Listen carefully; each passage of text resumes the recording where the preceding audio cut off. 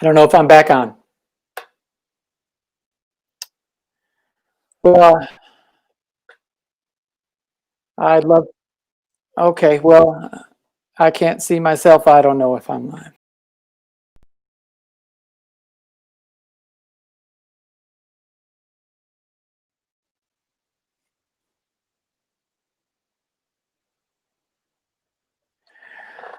Folks, I apologize for these technical difficulties that we're having. We're trying to have a serious presentation here. I don't know where I left off live with y'all, but what I was saying was that we invited in 2017, in August of 2017, after the Unite the Right white supremacist rally in Charlottesville where Heather Heyer was killed by a white supremacist. We knew we had to say something then, just like we know we have to keep talking now. We have to keep talking about this, y'all. We cannot hide and sugarcoat and pretend that these things aren't happening and haven't been happening for 400 years. We invited Carol Horn to speak, and she ended her words, her remarks, by asking slow rollers to follow her in saying, "Love, not hate, makes America great." And we did. And it felt good. We had a big crowd of people, all kinds of people, saying that together. It felt good to have that kind of a fellowship, a little sense of unity there. And as we rolled on, and people kept saying it, some people said, well, why you got to get so political? That's a political statement. That's a divisive statement. And we said,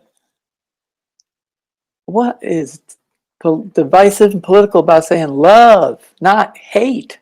Now we know what it's referring to when we say love, not hate, makes America great. We know. We're going to keep saying it. We're not going to be afraid to be political. Now, we are a 501c3 nonprofit organization. We cannot endorse candidates. We can endorse love. We can endorse understanding. We can endorse fellowship. We can endorse deep listening. And well, we can ride the Skajakwita Parkway. That's what we did Saturday. We were going to talk about open streets. We're going to keep talking about all these things, y'all. And I know that some of y'all will not come along for the ride.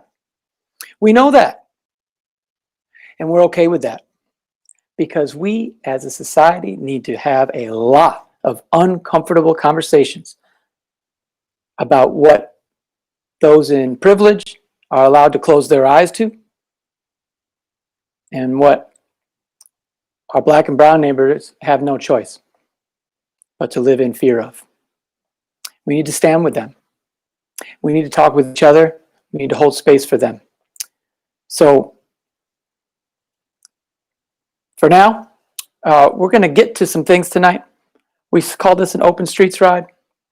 We're going to start this ride on the 198, the Skajakwita Parkway. And we want to talk about open streets a little bit, and we're going to talk about more. After we ride Skajakwita Parkway, we have some stops that will be more relevant to the moment and guests to join us. And we have a powerful sermon from Mother Eva Doyle to be delivered at the Freedom Wall. We're on our way to the Freedom Wall now. I want to thank you for all who are joining us. Thanks for listening. Keep listening. Keep holding space. Keep talking with each other. The idea of open streets seems so trivial right now, but it's a relevant conversation to involve in the racial dynamic of our society. And with that, let's bring in Rebecca Riley from GObike Buffalo and our Slow Roll Squad. Hey, Rebecca, can you hear me? Okay. Well, I don't know what everyone at home is seeing, but I can only see myself and a bike ride on Skajakwita Parkway. There's the going over the Delaware Avenue. There's the Delaware Park overpass. So Rebecca, come on in. I don't know if you can get on the screen, but one of the reasons we're here, and Rebecca, I want to make clear that we're going to have these open conversations. You and I have these conversations often. So anything that you want to weigh in on is welcome. So if I turn it to you and want to talk about open streets and you don't, that's okay. How you doing? I know it sounds a little odd saying I'm good, especially with the events of the past weekend. And, I think there's a lot of people out there that maybe they're confused. Maybe they're worried about what happened over the weekend. Maybe they're sad. Maybe they're angry.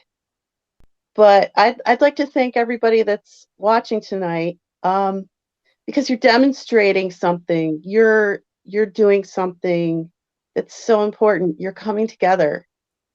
And you know who's on slow roll. You've been on slow roll. And just imagine, I want you to close your eyes and think for a second, and maybe open your eyes once in a while and see where we're riding. And just remember your friends on slow roll, all of your new friends, all of your old friends. I kind of want to take you on a little trip. I want you to remember your evolution at slow roll. I see some really interesting things kind of coming in as a veteran rider. I watch people, they first they come and maybe they've been dragged here, they've been dragged onto slow roll, and then they find it's kind of fun, and then they ride all year, and then they say, oh my God, my bike is not that great. I need to fix it up, or I need to get a better one. And then the next year they come back and they got a matching shirt with their friends, or they got lights in their bike. Before you know it, that slow roll's not enough. They can't wait. They can't wait till Monday. So they're riding to work, or they're riding to the store. And the next thing you know, they've got a little basket for their dog, or they got the kids in the trailer in the back. And when I think about the work at GObike, and I think about slow roll, and it's not the world I came from, but it's beautiful to see that community, and it's beautiful that I look at all my friends there, and I think we're doing something. We're moving this conversation forward. We're putting people together that normally wouldn't intersect with each other. They're going to places they normally wouldn't go. You wait over the winter, and you can't wait to get to slow roll. You can't wait until May. You can't wait until Monday. Can't wait to see your friends. You miss them. When you see them, it's a big hug, and then you go ride your bikes together, and everybody's a kid again. And that's such a good feeling. It's a really refreshing and beautiful feeling. And I hope that, even though in light of everything that's happened over the weekend, you remember the good things that we do together. Along the way, as you become a cyclist, maybe you started out, you were really a novice, or you haven't ridden since you were, a kid. But now, instead of getting mad at cyclists on the road, you understand them, and you're concerned about them. You give them wider berth in your car. You stop and help when they need help. You don't even care who they are. You just stop. And every week, you just grow. The love grows, the fun grows. We take a risk coming to slow roll. Maybe you think you look like an idiot, or maybe you think your bike isn't cool enough, or maybe you really want to ride a bike to lose some weight, but you don't feel good about the way you look. Or, there's just a million things, but you all took a risk to ride on slow roll. That's what we have. And then we have a community that accepts us and doesn't make fun of your bike, and actually thinks your bike is kind of cool, and thinks you're kind of cool. We learn how to be better friends with each other when we ride with them, when we experience things with them. You connect with them and hear their stories. And along the journey, we will meet new friends and become better people. At slow roll, we learn how to enjoy each other and enjoy being alive. The thing that we're faced with is among other things, all the forms of institutional racism, transportation has to be the most. It's just everywhere. You can't avoid transportation, and it's so incredibly stratified, and it's not democratically stratified. Over the past 100 years, putting the car first, we've put people last. And for those that can't afford to drive a car, they're close to the bottom. It's not democratic and it's not nice. Think about who's more likely not to afford a car. 30% of households in Buffalo don't have a car. Most of that concentration is in poor and communities of color. Who gets more tickets, profiled, beaten, harassed when driving a car? African American. The car and the infrastructure that supports cars dehumanizes all of us. It's kind of like, I know this is a stretch, but it's a little bit like W.E.B. Du Bois and the way he looked upon lynchings, where we are all, white and black, dehumanized by such an experience. Because, to be honest, I can't imagine a white person that isn't embarrassed and horrified by someone that looks like them doing something just so cruel. The 33 divides our city. It chokes people, live on each side. White planners put it there. They put it in a place where they knew they weren't going to get a lot of resistance in a black neighborhood. With a car, it's easy for motorists to look callous. It's a pedestrian, handicapped person look inconsequential. On the street is cruel, and it's far crueler to people of color.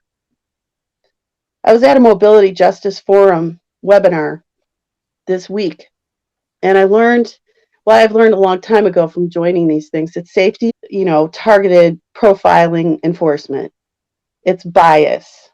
Panelists of color on this webinar, they were discussing the oppression of traffic violence, starting with the inequities of the street. Streets are literally built for the comfort and convenience of white people. If you disagree, I really urge you to remember some of our rides on the east side. Remember how the streets were so full of potholes you could only ride as fast as somebody walking. The evidence of institutional racism and traffic violence are everywhere. We, white people, myself included, need to be better neighbors. We say this is the good city of good neighbors, but when I hear white people complaining about looting, I wonder why we aren't all linking arms with the residents on Moselle when a baby was run over because there were no sidewalks there. At GObike, we're happy to work and where we're wanted. We've been welcomed with love, good ideas, and tremendous clarity in neighborhoods across Buffalo. Admittedly, GObike, all of us being white, need to do a whole lot better in this work. I'm excited, though, that we're looking at a better future because more people are waking up to these issues. I've had white people ask me if I'm afraid to go to these neighborhoods. Their posture is closed. They have a scowl on their face when they say it. At that moment, they become kind of ugly to me. Without knowing anything about the neighborhoods I work in, they judge them. Is it any wonder that when I see that, the accusatory tone, the unfair judgment of my friends in these communities, that these people I have a deep and abiding affection for, that I don't recoil? If I'm insulted, I can only imagine how people in the neighborhoods actually feel. This is their everyday life. Continual brutal and corrosive effect of racism.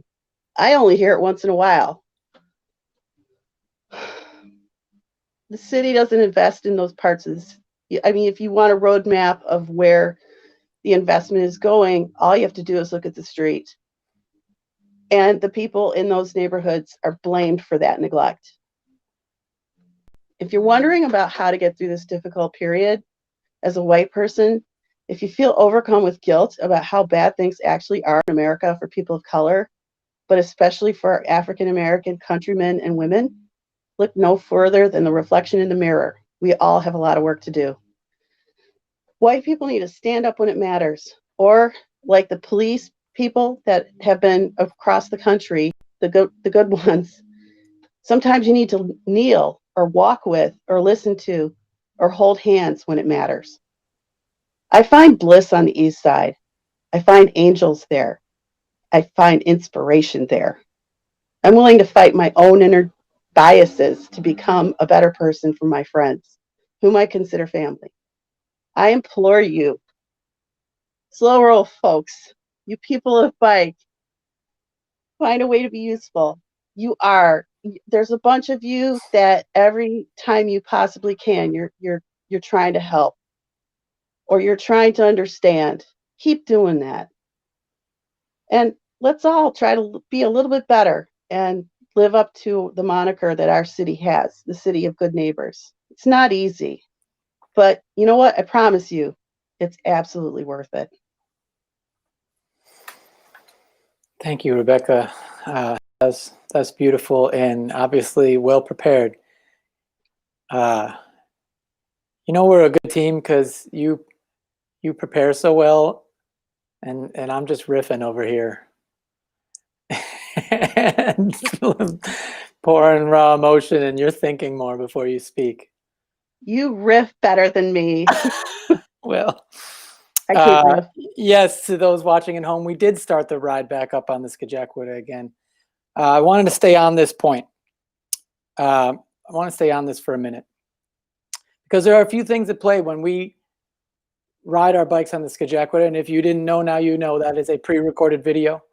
To anyone who's been watching, know we've had so many technical difficulties with the live feed on the bike. So we pre-recorded this. And so I've been riding the Skajakwita regularly over the past 2.5 months.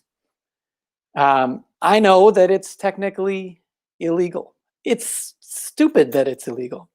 Maybe I'm not supposed to say that it's stupid. Maybe it's unprofessional of me. Doesn't make sense though.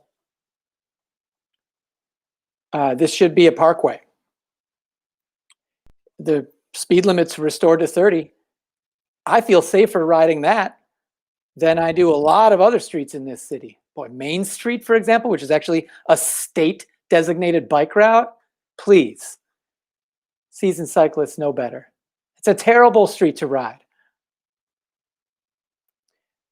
So when we have this open streets theme, why we wanted to do this, open streets means a lot of things. It's not exactly Skajakwita Parkway.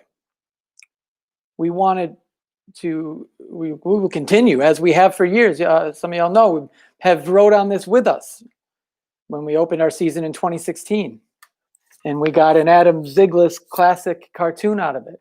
Slow rolling over decades of mistakes. That's what the sign says that Adam wrote in the Buffalo News.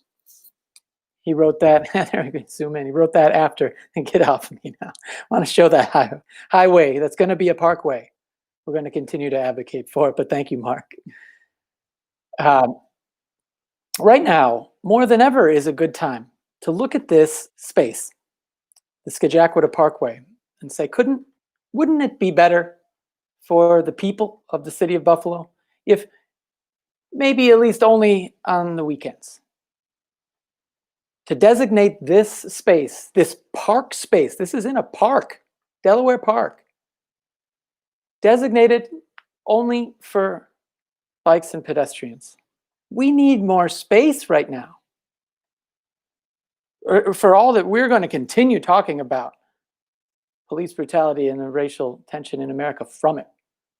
It is an effect caused by police brutality. We still have a pandemic on our hands here, and people need space.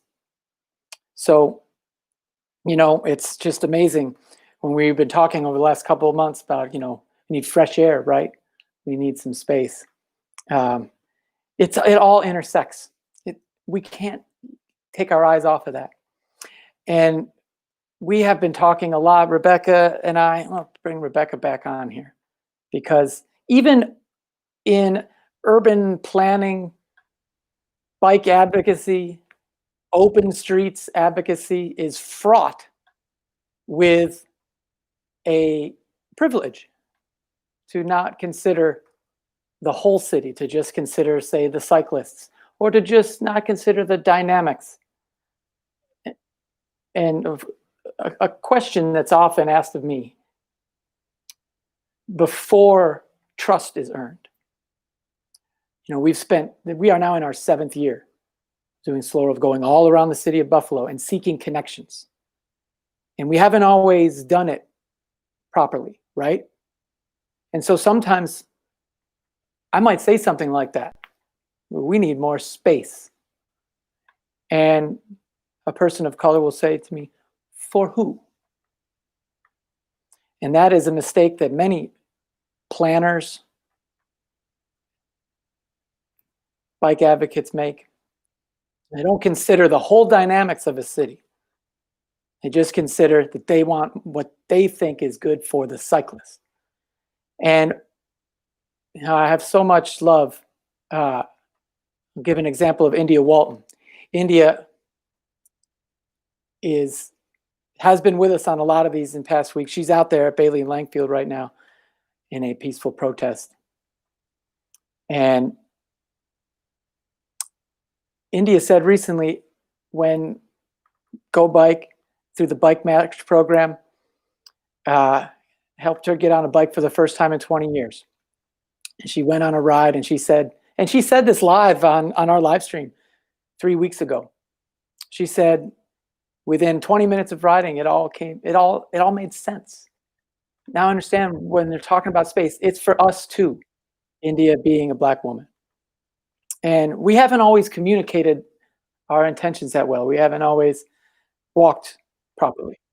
When we enter communities and understood the history, what it means when someone who looks like me or Rebecca walks in and says, hey, I'm here to connect, I'm here to help, 400 years of being lied to, being deceived. And we are here for the true connection. And again, I'll say it again, I know it makes some people uncomfortable. And I know that some people may stop coming to Slow Roll. Why you gotta get political? Because life is political. The body politic is a community. That's what community is. And you can choose to ignore it. That is your privilege. That is your right. And what we've always said to those folks is, it's your right to not come to Slow Roll. You can ride your bike wherever you want. But if you're going to share space with us, we're going to have some conversations, and it's going to be uncomfortable sometimes. So, Rebecca, we talked a lot about a really provocative article on Curbed, right? About, pandemic is not a time for your urbanist fantasies, and how the conversations that stirred. How are you reflecting on that now? I think it's hard for folks, like you said, to trust. I happen to know somebody that intersected with India in high school, and maybe India was a little standoffish with me the first that I knew her, and I didn't know what the problem was. I thought, well, I guess she just doesn't like me. And you don't really understand the effect you can have on people, and you don't understand what other people, the trauma that other people have experienced. But I happen to know someone that hurt India personally. I knew this woman, and she tormented me through high school.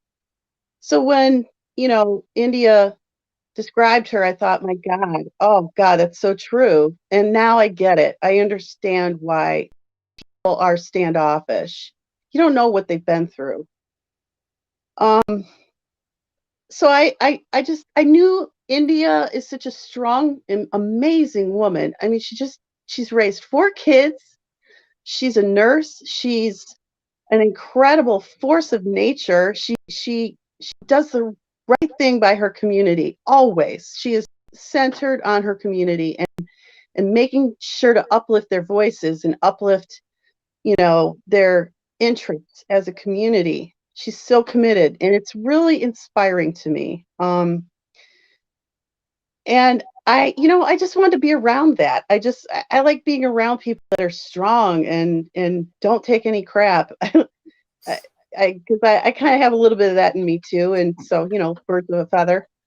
But I was hoping to learn things from her, learn how to be a better person and do my job better. And if she kind of put me through some hoops, great, because getting there was worth it. And we've done some work with her, and I love her more and more every day. And the people that I've met through her, I love them too. And that's kind of what it's all about. The open streets quandary, I think that as an advocate, you get stuck on something because you're trying to push an idea. You're trying to push a concept, because we look at the data, we look at the statistics, and we are so biased. We're in our little bubble and we think bikes solve everything. I mean, I truly believe bikes solve everything. Health problems, climate change, racism. I think the bike is the answer to all. But I know that other people are not necessarily in that boat with me. In fact, probably most people are not. They may be okay with bikes and open streets. But I think that the point was extremely valid. It was written by a woman of color, and she brought to our attention. She woke us up and said, who are you doing this for? Is this for people that get to stay home and they just want to go out and jog, and they want to jog on their own street and shut their street down? Or is this for people that are in essential jobs, who are not getting paid very well, who have a hard time getting to work as it is, and have all the burdens of the world on them, and now you're making life harder for them? So when we talk about open streets, maybe it's a different concept. And I think that the community truly needs to drive that. I really, truly believe in taking direction from communities. They tell me what they want. I don't tell them what they want. I go in, we are generally invited someplace to help with some sort of traffic calming. And I say, what's the issue? And I approach open streets the same way. And I think we're getting a little bit of traction, because I framed it as it's not necessarily about just closing a street down, everybody walking around, jogging around. That's nice. But let's make it utilitarian.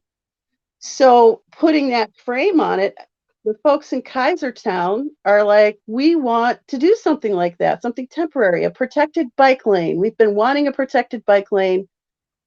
Why not? And they wanted a few blocks. I'm thinking we should ask for 20 blocks and really give people the idea. But the thing is, I'm forced to look at, okay, how am I doing this? How am I leaving people out? The people that this is going to affect directly. And having done all those crosswalks last year in Kaisertown, I know that there's a significant African American population there. And when I meet with the folks in Kaisertown, it's all white people. So I challenged them, and I said, read this article that we've been passing around and understand your privilege and understand your perspective. And please, with me, try to get some folks on board that don't normally come to these meetings, some folks from the African American community, and really, accept their feedback, because it's going to make the plan better. And they are very receptive. And I think going forward, it's going to be very instructive about how we do open streets. I put a link onto the chat about Reopen Buffalo, and they have started to see the validity of making it easier for people to get around, not using a car. This is a concept that's being really expanded in places like Paris and Milan and London, because they're afraid that when people do come back, everyone is going to want to drive in a car by themselves. That's just going to make transportation that much worse. And we really need to think about the future. We've seen I think a 12% drop in carbon dioxide emissions. I mean, that's a beautiful thing. You can see the bottom of the canals in Venice. Animals are coming in from all these places that they're like walking through the streets. Um, that's not a bad thing. It's not a bad thing being on a bike and riding, but a lot of people don't ride because they're afraid to. So we need to also consider everything and not qualify it from our own perspective when we do open streets. That's how I read this article. And the article, if you're interested in knowing, I'll put it on the chat after I finish talking.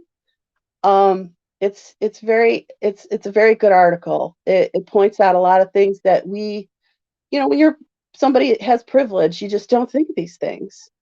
There were some things I learned. As hard as I work to understand other people's perspectives, I get it wrong too. So um, we need to take the feedback because it's going to make it a better plan. If everyone's involved, and how great would it be on Sunday all day in Kaisertown, everybody's riding a bike up and down Clinton, and they feel safe. They're having a good time.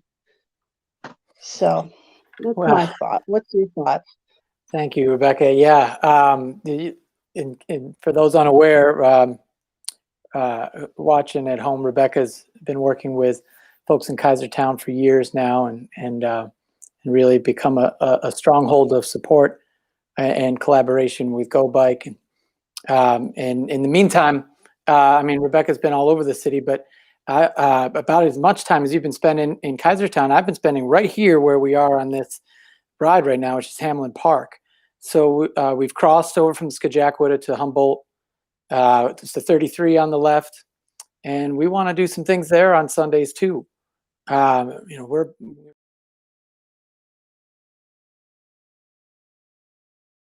4 or 5 years ago, I would have already announced what I thought was a great idea for the Humboldt Parkway. Um, but I've learned some things, right? You have to build support.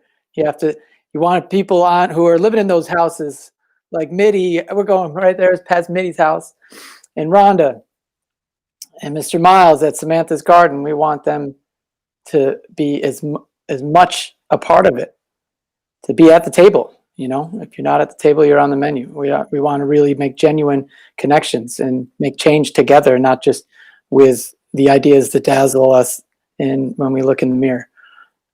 So I've been working with the Restore Community Coalition, and we're building, and we have more to come on that. And now I know we have on the line now. I want to bring in one of our squad members, Damon Kimbrough. Hey, Damon. Oh, Rebecca can stay with us. Rebecca, you're still with us, unless you want to go. But Damon, it's good to see you, brother. We were talking Friday. We have a squad call every Friday night, and it was just heavy this week. It was really heavy, and we could see it. We could see it in you, Damon, and so I think we just kind of wanted to open the floor here, and appreciate you coming on, and I think that a lot of people who look like us need to just sit back and listen. And how you feeling? How you doing? Oh, I'm good, man. I appreciate this opportunity to speak to everybody and being here and everything. But you mentioned the opportunity to listen, and as you can see by the constant ongoing protest and subsequent destruction of property and everything, people have tried to have other people listen. Nobody's listening. That's why we are where we are. And it's been going on. I mean, it's not just this past week. It's not just this past month or even year. It's been years. It's been hundreds of years that we've been trying to have some conversation. And when people, don't listen, you start speaking louder and louder and yell and get frustrated, and it just you get in a bad place like we are. I'm literally like right now, you know where I am. I can hear, or I've heard the protests going by my house just not too long ago. They passed by since, so I can still hear the helicopters and everything. And like that's not a world we should live in right now, you know. But like we spoken, like we tried to let people know what we need and what we don't need, and what we don't need or what we do need, we need to be treated like everybody else, right? Luckily, there's been video evidence of these injustices that have happened, that show people, and people still don't want to. Like, you can literally go and watch the Rodney King footage. Hindsight, that's completely terrible, and people will still try to debate like, oh well, you know, point A and point B.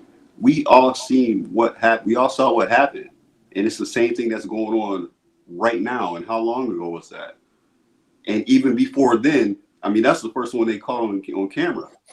Before then, it was still occurring, and people didn't believe it because they didn't want to believe it. It's not that there was no footage or evidence. They didn't want to believe it because it didn't happen to them. So it's just a tough place for everybody to be in, and that's why we are here right now. And just one thing you were yeah, it's been 400 years, a long time, and there's been progress made, but not enough, and definitely not fast enough. Like to put some of it in more context, my oldest sister, when she was a teenager, our parents, my grandparents, and other parents across the country were just able to vote and participate in our government. 70 years ago. We've been participating in our government for 70 years in a country that existed for how long? It's ridiculous. And that shows you the slow progress that we've had. And it's just going back to the listening. Like, we don't have leadership that is willing to listen and make changes. Because if I mean, as you can see, I'm like I'm frustrated, I'm tired, and I'm not gonna speak for everybody because I'm exhausted because this is so heavy and is get out. Thanks for getting it out, Damon. I hope that some folks who've been with Slow Roll for a while recognize you. You know, it's been what, 3-4 years you've been on Squad now? Yeah, I think this will be 4. You know, one thing I was thinking, we're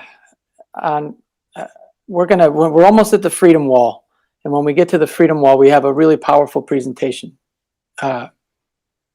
from Miss Mother Eva Doyle, who I met over there this afternoon. She's on the Freedom Wall. I met her there, and she spoke for a while. And on my way home, I was just thinking, somebody, you know, some white guy kind of got under my skin with something that he said today, and I thought that I thought to say, I'm tired of that. I'm tired of that.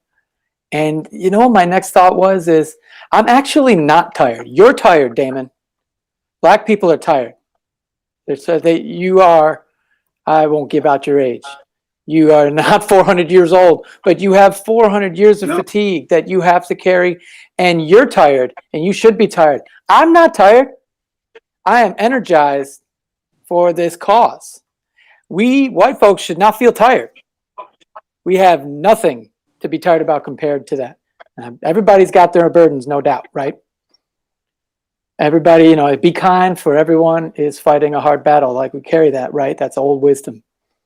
But I am not tired when it comes to this conversation. I'm more energized than ever in the last week. And y'all who've been a part of Slow Roll, and at least enough to bother listening to me, know that we have been about this from the start. And we are going to be louder about it now. We need to be. So you have every right to be tired. But I'm talking, I'm talking to you when I say that, and I'm talking to fellow white folks when I say, don't be tired. Be awake now. Just feel like some folks just woke up. Some folks just woke up. And if you just woke up now and you're an adult, you ought to be well rested. And we need you. We need everyone. We need to listen to each other, and we need to show up. Damon, before we get to the Freedom Wall, I guess, there's the African American Cultural Center on the left. Shout out to Tammy Curry. We've been talking about coming back there this year, and about some of those plans for Humboldt Parkway that I was mentioning earlier. And Tammy was working with us on Skyride last year. So we're coming up Maston Avenue right now. I should be guiding the ride a little more. So that's 350 Maston, African American Cultural Center in the Paul Robeson Theater, crossing over Glenwood on our way up to Ferry. So we'll make a left on Ferry, and then we'll stop at the Freedom Wall. We're going to reflect. We're going to have Mother Eva Doyle help us with that. Damon, how do you reflect when the Freedom Wall, can you take us to the first time that you went there, or the times we've been since, and how do you feel when you're in that space? I mean, it's completely empowering. I mean, the magnitude of what you see, pictures don't do it justice. You go stand in front of that, and it's just overwhelming. Through its creation, I stopped there randomly on bike rides and spoke to some of the artists that were putting in work and getting it going. And everyone had their own story as they're creating that work. But it's just one of those pieces that every time you see it, no matter how many times you see it, you're just completely in awe. And even to this day, it's the same way. Like, I stand there and like you feel each person represented on that wall. Through that picture, you can kind of feel their story and know why they're there. It's important for people to go and see. It's important that people know who those people are in research if you don't know, and learn a little bit more about them. But it's just one of those pieces that's tremendous, and like I said, I'm always in awe when I go see it. And every time we have been there at Slow Roll, it's probably been one of the best rides that we've had. Like the after party, the fellowship, shutting down that part of Ferry, and just being able to stand there with people and enjoy that space for what it is. Nice. Yeah, I agree. Those have been some of the best rides of the year. The vibe, I forgot that we made this little loop here. Hey, that's Chester right there. Right? Chester is where Libby's Lemonade stand is. How about that? Now open every Saturday. If you've been with us every week, Olivia from Libby's Lemonade stand was on with us one of the earlier weeks of these virtual slow rolls. So we just turned onto Northland here. Oh, that was great. There was, you know, a few of us here with our masks on and our slow roll orange. And right at that corner there, Maston and Northland, a guy in a pickup truck was sitting at the stop sign, and and he saw us and he goes, "Oh, slow roll back up again." Like, not quite, not quite. Go online and watch it Monday night. But we were there. Went by there Saturday morning, and then after this ride, I went over to Libby's lemonade stand and got me a couple half gallons. So we're into Jefferson here. So we're gonna turn from Northland onto Jefferson and head back. Then we'll make that right onto Ferry and stop at the Freedom Wall. In case anyone's unaware, I'm sure there are a few folks who will eventually, if not live, watch this and be unaware of what Freedom Wall is. It's new. It's only a couple of years old. Albright Knox Art Gallery, public art at the corner of East Ferry and Michigan.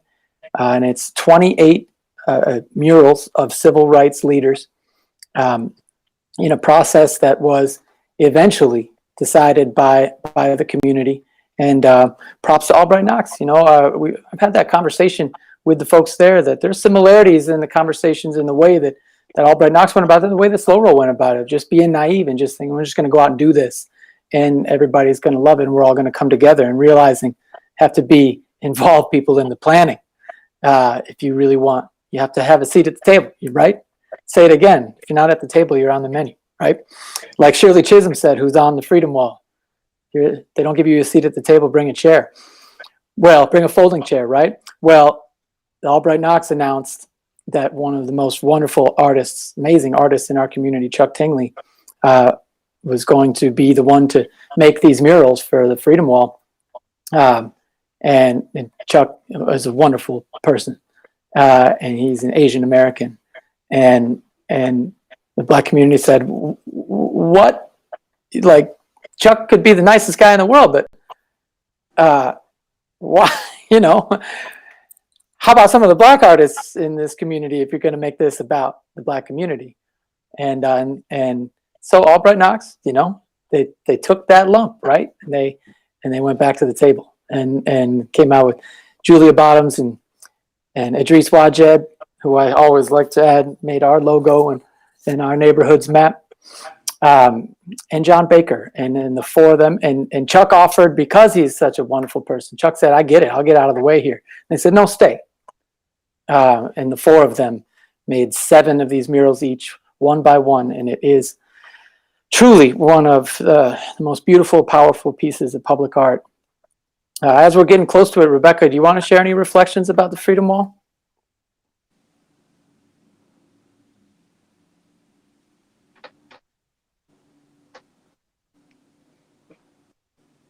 It's just so beautiful. And, you know, I've lived outside of Buffalo and I've ridden in cities all over the United States. I've seen street art. I've seen all kinds of art in all kinds of communities. Like San Francisco, like 20 years ago, was known for its murals.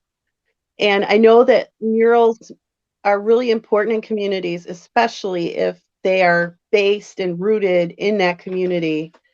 And, you know, people were talking about the Freedom Wall. It's so great. And when I finally got there, I was blown away. I was just like, wow, I am so proud to be a Buffalonian. And this is what our community, and I really wanted to know, did actual people from Buffalo, like actual people from this neighborhood did this?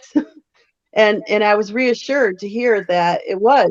And good job. I mean, I love going there and just taking it in. I have many heroes on that wall. People that when I'm really confused about what to do about something, I think, what would Shirley Chisholm do? You know, she's feisty. You know, what would Angela Davis do? I really do look up to these women. So it's really cool to have them there, and to have native Buffalonians on the wall. It's awesome too. So that's my reflection. Perfect, Rebecca. Thank you. Because that's where we'll pause the ride video and turn it over to a native Buffalonian who's on the wall. And before we do that, Mark, Mark Odie and Props, our producer.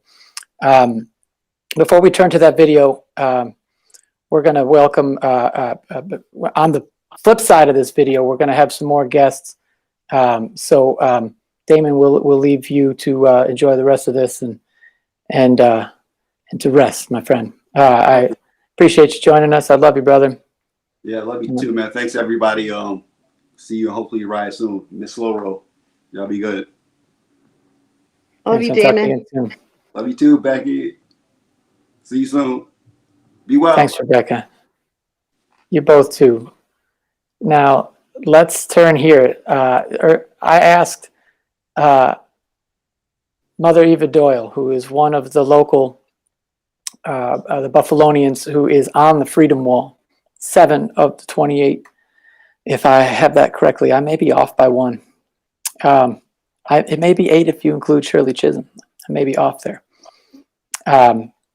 Regardless, of the 28, there are many Buffalonians, and Mother Eva Doyle is one, a historian and educator who's spoken many times at Slow Roll, and we talk occasionally, and I knew that she would have something powerful to share about this moment, and she's going to do it next. She's not going to do it just for us. This is so we met today at the Freedom Wall, and she asked if she could combine her words for this with a presentation that she's been asked to give coming up soon. And she is also would encourage everyone to tune in to her show on WFO Radio every other Saturday morning. So this coming Saturday with Eye on History, she will also reflect on the moment with her half-hour program.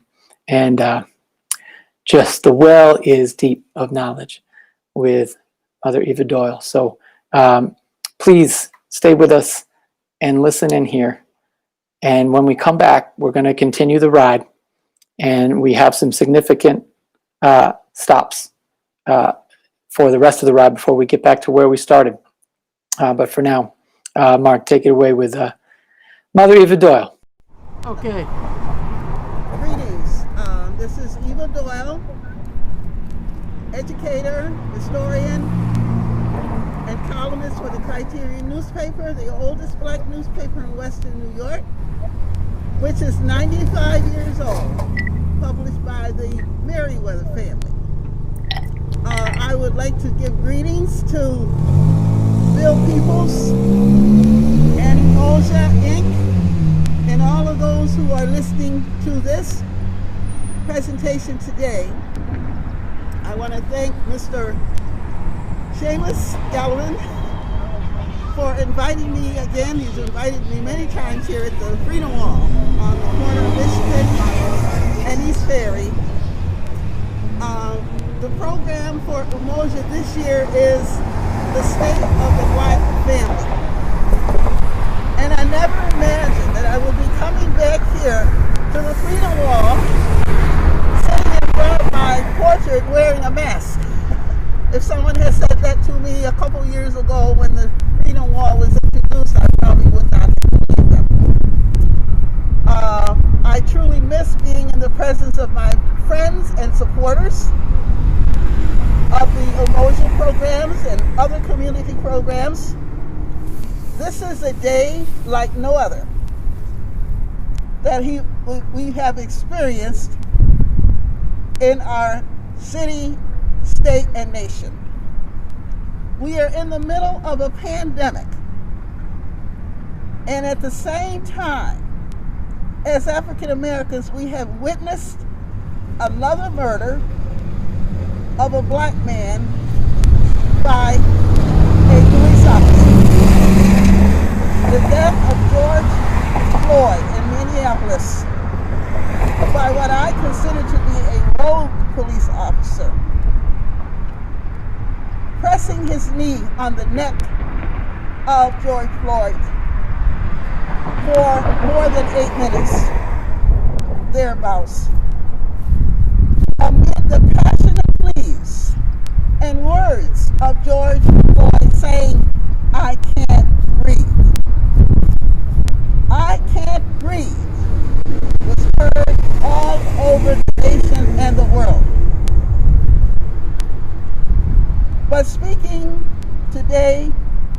topic is the black family, the state of the black family. Time after time, families in the African American community have experienced family members, especially black males, being killed by the police. And it has caused so much pain and so much suffering and so much grief to these families. And it has touched us all very, very deeply. I have only a few minutes to address this particular topic, but it really, honestly, would take 5 or 6 hours to talk about this injustice. While our families are dealing with police abuse, and even right here in Buffalo, and there's an article in the paper today, June 1st, citing the cases of police brutality against blacks in the city of Buffalo. But even in the middle of the pandemic, we are continuing to see police brutality. And people are still suffering. People are still sick. And people are still dying from this virus. Many of us know family and friends, myself included, who have passed away due to COVID-19. With all of the issues that we have had to deal with as a community, police brutality, COVID-19, suffering in greater numbers due to the health disparities in the black community. Still dealing with educational disparities, still dealing with increased unemployment, even the virus, and still dealing with racism in America. Black psychologist Dr. Frances Cress Welsing called racism a mental disorder, and I do agree with her. With all of this, it is a miracle that blacks are still here, that they are still surviving. I want us to consider several things. And as I'm sitting here in front of this Freedom Wall, which notes 28 African American civil rights leaders, everybody in their own right has made a difference. Everyone on this wall has made a difference in our history and in Buffalo's history.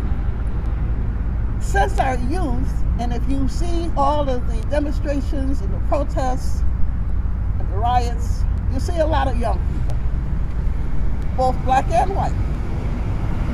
In some cases, more white than black. But since our youth are rising up in the face of this ongoing police brutality, we must make a real effort to teach them the history of the civil rights movement. We must reach out to our young people because I believe they're crying out. They're crying out for something. And I think we have sort of missed the boat.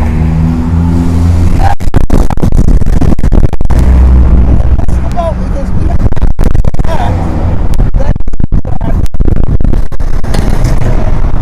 I was recently listening to a tape by the late Kwame Ture,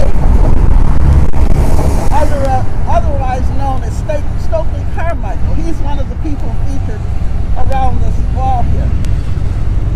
And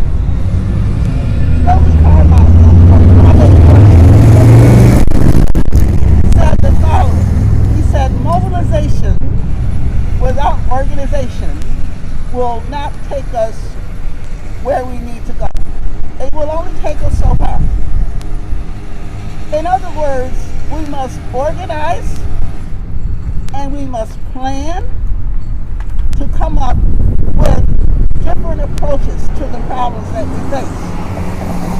Mobilization without organization, we need to remember that. Because I see the young people out and I see them protesting in the rally, and I don't certainly adhere to looting and stealing. But there are a lot of young people and some older people who are demonstrating peacefully. Right here in Buffalo, we had some people doing it peacefully.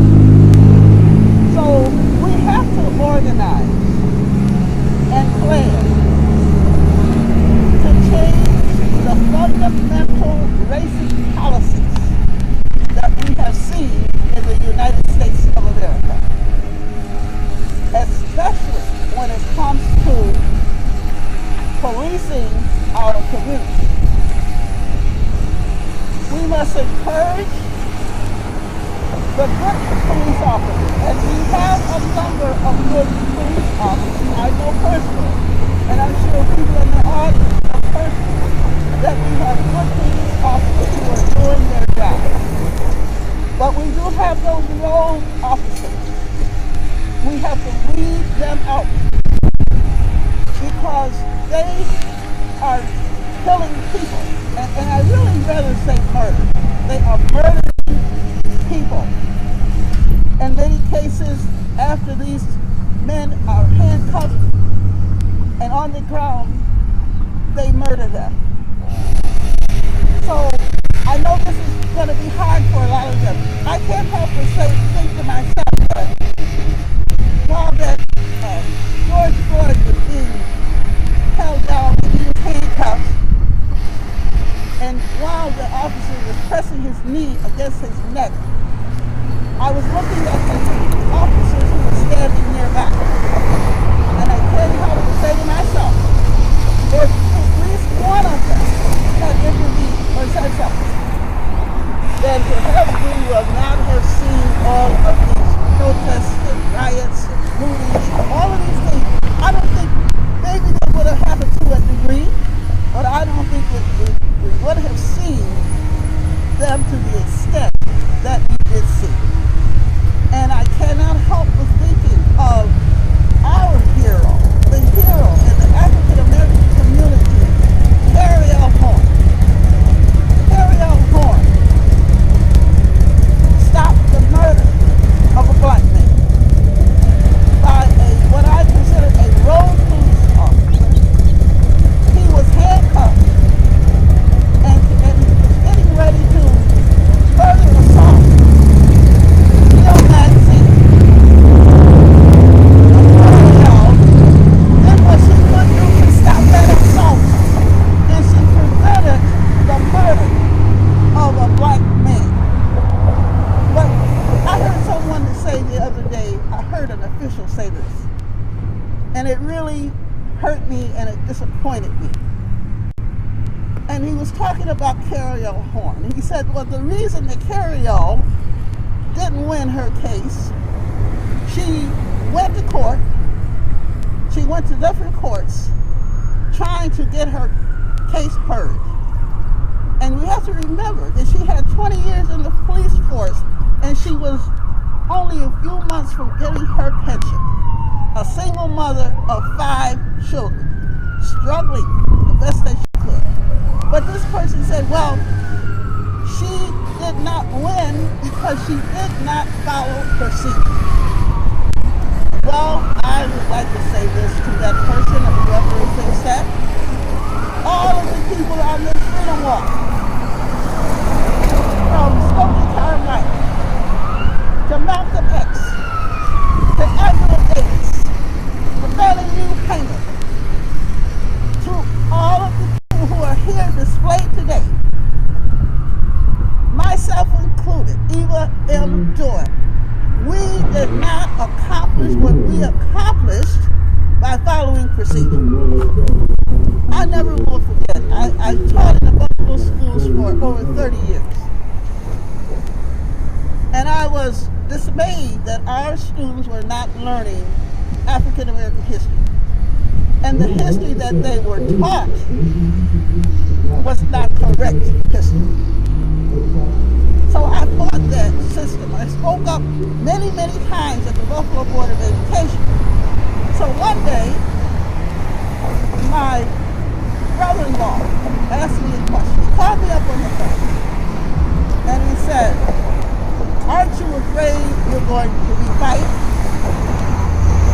I was surprised by that question because I told him, I said, "You know what? I never let fear enter into my mind.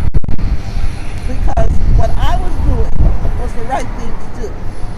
And because of what I did more than 30 years ago in fighting the system, today in 2020, our students are beginning to learn more. It's not perfect. There's still a long way to go. But at least the door was open so others could walk in. I didn't follow procedures, but I go back to organization. Organization and patience, communication with people, and there were a whole lot of folks when I first started to do this teaching of Black history in the school system, and I'm going to tell you, there were a lot of folks who were not on board with that. But I just kept plugging away. I kept talking to people. I kept giving them examples. And eventually, people saw that it was the right thing to do. As I said before, there still is a lot of work to do.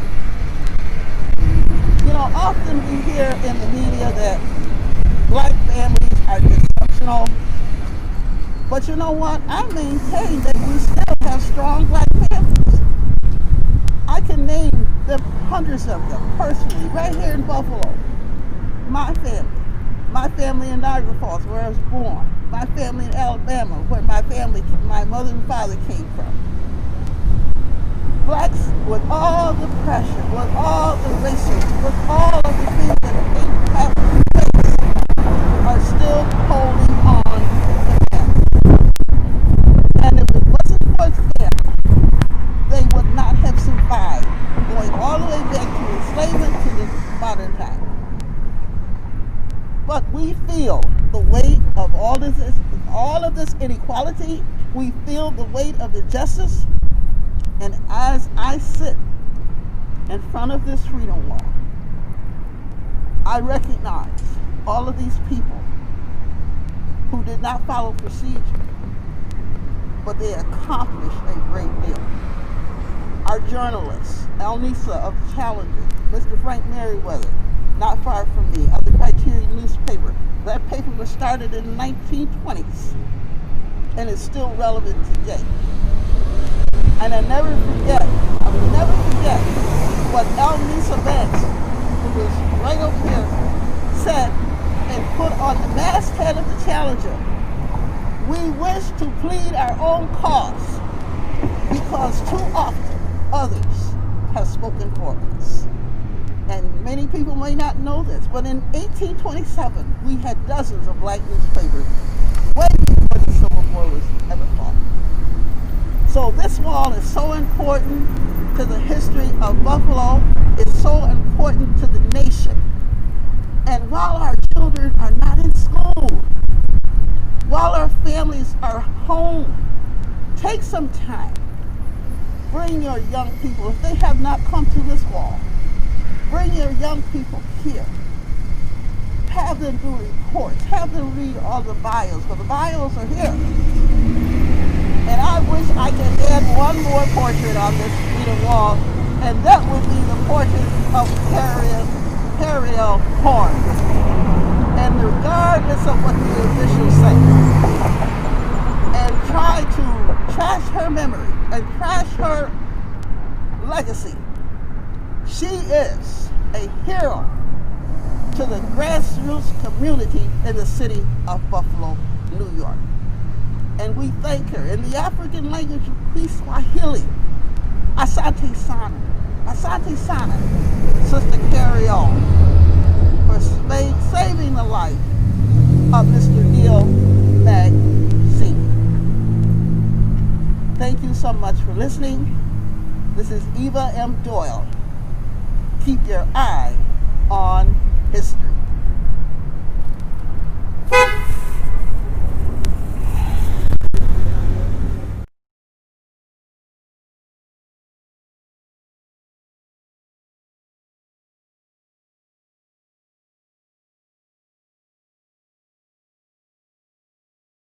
It wasn't easy to hear all that, and I apologize.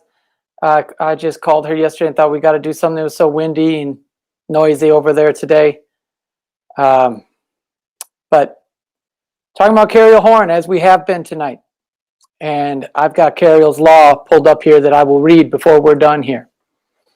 And Cariol was going to join us. I spoke with Cariol this morning, and another protest came up this afternoon in her honor.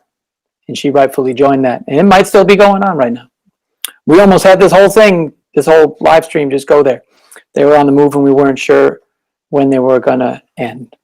We send our solidarity to them. We're going to keep talking about it. So before we're done here, I'm going to read Cariol's law. I want to say, because a lot of people say, well, you're just complaining. Where are the solutions? All the way, you just, are you happy now? You've protested. Some infiltrators have come in and caused a lot of damage that had, those people had nothing to do with the movement. Are you happy now? No, of course not. There are solutions that have been proposed. Cariol's law is one of them. We're going to read that before we're done here. As we continue to roll on Ferry. Now we're crossing from East Ferry to West Ferry over Maine. I want to bring on Hugh Perkins. Hello, Slow Roll family. Happy New Year. It's not so happy, though. No, Hugh. Our squad member, Hugh, the other guy on the bullhorn, every Monday night with us. Hugh, I'm reflecting, we were talking earlier with Damon how we had a heavy call, our squad call Friday night. It was heavy, and I appreciate your presence on that. And we're carrying it over into this. And we also reflected earlier, and when we started this live stream, about a moment in 2017 after Charlottesville, after the white supremacist rally where Heather Heyer was killed by a white supremacist. And we knew we had to say something at Slow Roll. We had to do something. And we called Cariol, and she gave some powerful words. And then she asked everybody to respond when she called love, not hate, makes America great. You got into it, didn't you? Yeah, I love that. And then especially went by somebody's house yelling that out. Love, not hate, makes America great. Mm-hmm. And then some people got upset. It's like, why do we have to politicize Slow Roll? This is just a fun bike ride, but we do have to address issues that are affecting our country today. So love, not hate, makes America great is just a love statement. What's wrong with loving and not hating? Why can't we all love each other? All we need is love. That's what the Beatles said. You know what I mean? And this unrest that we have here in our country and the pandemic going on, and by me being black, my heart is heavy, to be honest with you. When I did some research today, I did some research today, and I found out that 50.3% of the 100,000 people that have died because of the virus are black. And most of the unemployed are black. And most of the essential workers are black. And this police brutality and senseless knee on neck for almost 9 minutes is just crazy. So protests, yes. Riots, no. Okay? But it's not a black America's problem. I think white America really need to address it to their cousins and say love, not hate, makes America great. I know we have our own little idiosyncrasies. We all do our things that just think is normal. But we have to stop it. And that's why I love Slow Roll so much, because we are one cause, we are one group, we are one people breaking the artificial boundaries of race. Race is a made-up construct. What is white? What is black? What is white food? You have Italian sausage, you have cultural stuff, but what is white? There is no white, there is no black. It's made up. It's all about the haves and the have-nots. And then I've seen Trump today on TV gas peaceful protesters so he can walk to a church and hold a Bible. Love, not hate, makes America great. You know, I love Slow Roll. I love what we do. I love all the people that we have ride. I love everybody. And that's what we're about. It's about loving people and not hating people, you know, and that's what we do. And that's what we do. I don't know. You know, and I love Sister Horn when she came up with that statement, love, not hate, makes America great.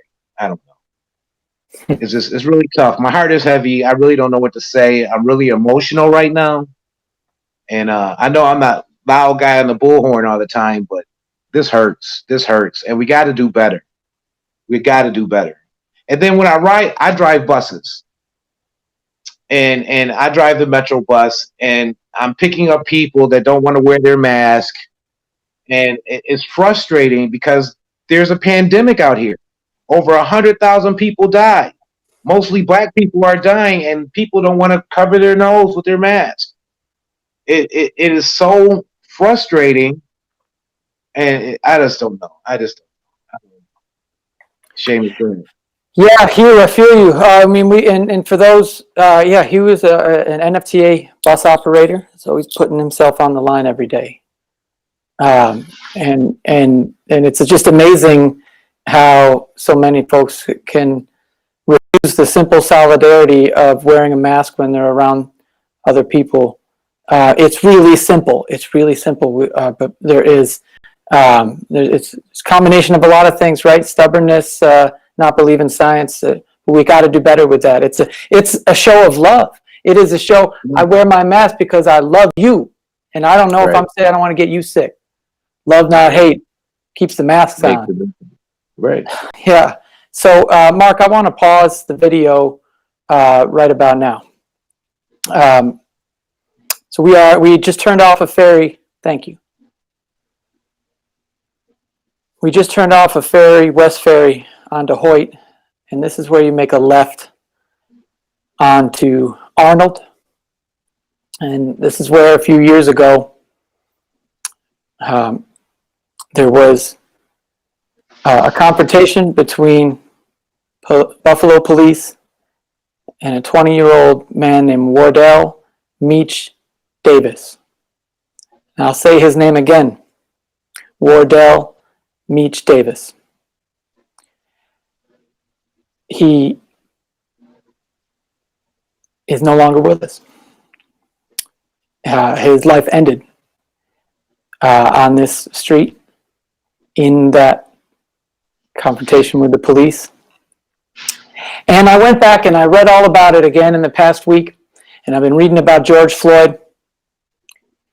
And there is a striking similarity in the autopsy report. The difference, main difference, the most important difference to consider right now is that there was no video and there were no witnesses. Wardell Meach Davis, he was walking down the street, allegedly out of a house that was known for drug activity. He was approached by police, and he's dead. And there were no charges filed on those officers. And they said, well, we just don't know. That he must have had some asthmatic issues, or he must have had something in his system. The autopsy says there were these other things involved, in addition to his inability to breathe. Something happened to Wardell Meach Davis that he was no longer breathing, and no one saw it. And nothing happened. There's no justice. I'm going to read Carriel's Law. Because we're not just talking about, hey, this is messed up, and we're not just venting. Here's a possible solution. I don't know everything. I don't have this all figured out. I'm reading. I'm trying to learn. Trying to listen. Carriel's Law, see what happened to Carriel, as we've been talking about, is that she intervened in a case of police brutality. She was an officer. She intervened. An officer was choking, stopping the breathing of an unarmed, handcuffed black man. And that officer turned and attacked her, and she got fired, and she got her pension taken. Carriel's Law, item A. This has been out there for years. Nobody who can actually bring this law into effect. They're not paying attention to her. They're dismissing her.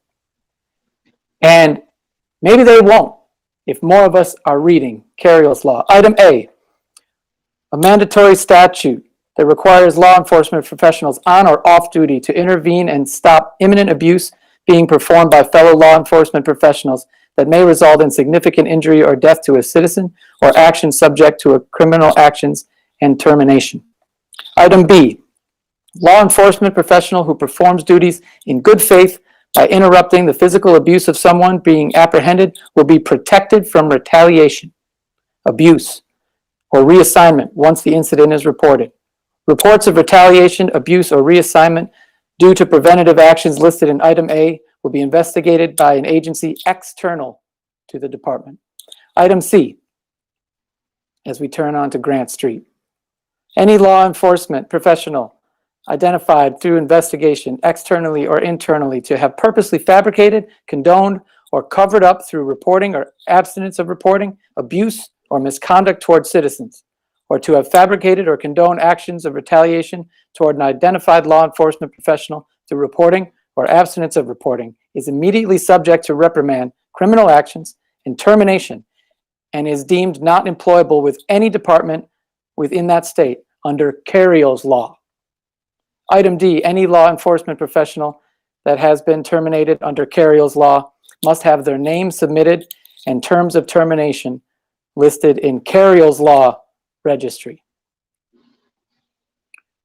We know that those 4 officers in Minneapolis were fired, and it was because public pressure made legislation that even doing nothing in front of police brutality will get you fired. A fellow officer who did nothing, who did not intervene. That's because of public pressure. That's because of the people. It wasn't just something that law enforcement say, you know, it's a good idea, we should check ourselves. People have to put that on them. Through peaceful protest, through conversations with each other where we really talk about these things, understand what's going on.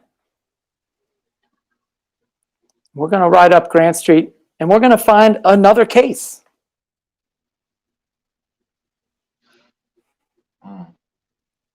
And we're going to talk about it. We're almost done with our ride, and we're going to have some live music. We're going to have some fellowship. You know, we're going to feel a little good here before we're done. But we need to have these uncomfortable conversations, and we need to stay in this a little bit. We need to think about it. We need to think, what am I going to do here? Grant and Lafayette. And we know, Hugh, you saw the video of those infiltrators causing ruckus. Yeah. It stopped. It stopped right before then. Props to Freddie J. Apparently Freddie J's barbecue we just passed. He helped talk some sense into some of those folks. And we know that's not what this movement is about. We know those people are not with this movement for peace and love and justice. You watched that. What were you thinking when you watched what the violence that was going on over the weekend here? It's sad. You know, all the rides that we did, you know, so we go over 260, 300 miles in a season. How many bricks have we seen laying around on the ground? Yeah. I haven't seen one. Yeah. You know, how many bricks have we seen just laying on the ground for multiple people to get bricks to throw through windows? This thing is bigger than us. This thing is bigger than us. I mean, who has bricks? Who goes to a protest, a peaceful protest, with bricks in their hands? I was listening to the news today that said people were showing up with milk on Saturday, ready for the tear gas. You know, Ready for so excessive force from police, you it mean? was ready for the support from the police, right? They knew something was getting ready to start. So who would bring milk, gallons of milk, to a protest? You know, I'm not one of those protesters. I love everybody. You know, I have no hate for anybody. I love everybody. You know, and this stuff is bigger than us, and we can't blame black people, and we can't blame the looters, and we can't blame.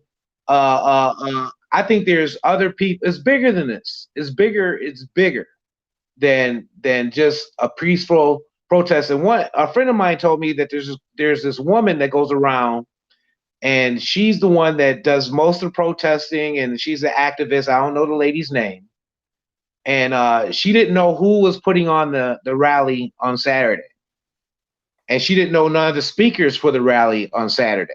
So she said she wasn't going to show up. So over 70 cities from coast to coast, border to border.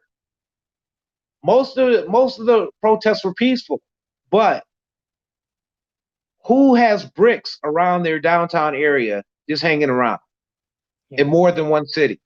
It's a setup. Facts. 2 plus 2 is 4. You know what's interesting about the peaceful protest that happened Saturday, right? And there has to be an understanding. People have to understand that there was first a peaceful protest, and Carrie Horn was one of those speakers. And then they marched, and they did a round trip march, and they came back and they said, "We did it. Successful peaceful protest." After that point, as it got dark, is when those other elements moved in. And but it was an interesting dynamic of how that came together. There were some young folks said that they wanted to do something, and they didn't know, they didn't have the experience, they didn't have the connections to know the organizations that have experience with peaceful protest, direct action, but they were just so moved to want to do something, and so they began to organize it. And folks, some of the more veteran organizers began to say, it was in a Facebook group, and it was stirring up fast, and there were some mysterious accounts suddenly posting in that group, and it got bigger than they expected really quickly, because there's that energy, right? And then there's those dark forces who are looking to infiltrate into that energy and feed off of that to sow division. But those young folks, I think they might have been all women, young women. They listened, and they got Carriel and Dominique Calhoun to speak. Another person who I just actually learned about her story, of her instance of police brutality, and they succeeded in having a peaceful protest. And you know what? There's a lot of kind of humility checks going on about, what, maybe we underestimated the energy of the youth. Just saying, like, so they learned a lot really fast, and they managed to pull it off. They listened enough to just get some right people to speak, to be the speakers, and then they marched together. And they learned a lot really fast, and I think the veteran organizers learned a little bit too, about how to embrace the youth. We know that we need that, right? Right. And so there's a lot to learn in that, right? There's a lot to learn. Yeah. We got to keep listening to each other, right, Hugh? That's right. So we're gonna start chatting more whenever we write again. Love, not hate, makes America great. All day. All day, real loud. Can't wait. I heard you even doing it at the Pride Parade. My goodness, it's Pride Month. We'd be having the Pride. We'd be having the second annual Pride ride and riding in the parade next weekend. Remember, that began with a riot too. Yeah. Riot is the language of the unheard. They were not here. Yeah. Leave that one at the parade. Hugh, I'm gonna leave you with that, and we're gonna bring in our next guest. But thanks, Hugh, for coming in. And I love you, brother. We'll keep in touch. All right. All right. Will. Bye. Peace. I want to keep that ride footage down there. They don't need to see just my face. let's keep the ride moving, and so show that we're going over we're going back over the Skajakwita, so that is that's the entrance of the exit of Skajakwita right there, and Amherst Street is coming up on the right. And we're going to bring on Mr. Tony Rhodes. Tony, welcome. You're already on the screen. So hello, Tony. Hey there, Seamus. How you doing? Can you hear me? Yes, I can hear you. I'm all right. I'm all right, man. It's good to see you. So we just turned right onto Amherst Street. I'm gonna give Tony, before we talk a little bit, I just want to explain why we just turned this right onto Amherst. Normally we would have, and again, Eric Crittenden and friends are playing next. We're going to have some music here. We're going to keep this going. We turned, but normally we would stop when we got back to where we started, and that's the end of the ride, and the music would start. And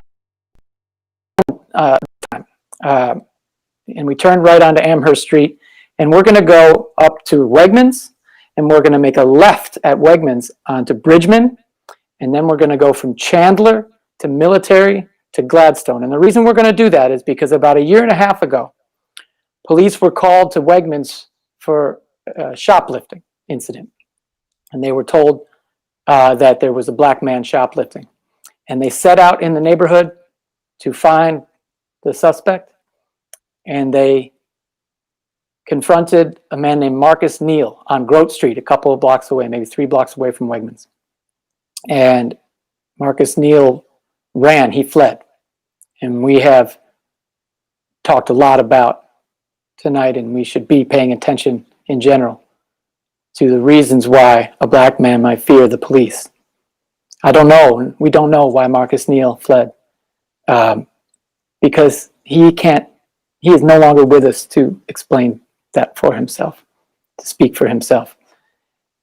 He went a few blocks from Grote Street. About 20 minutes later, they confronted him on Gladstone on a rooftop, and they accused him of lunging toward them with a knife, and they shot and they killed Marcus Neal.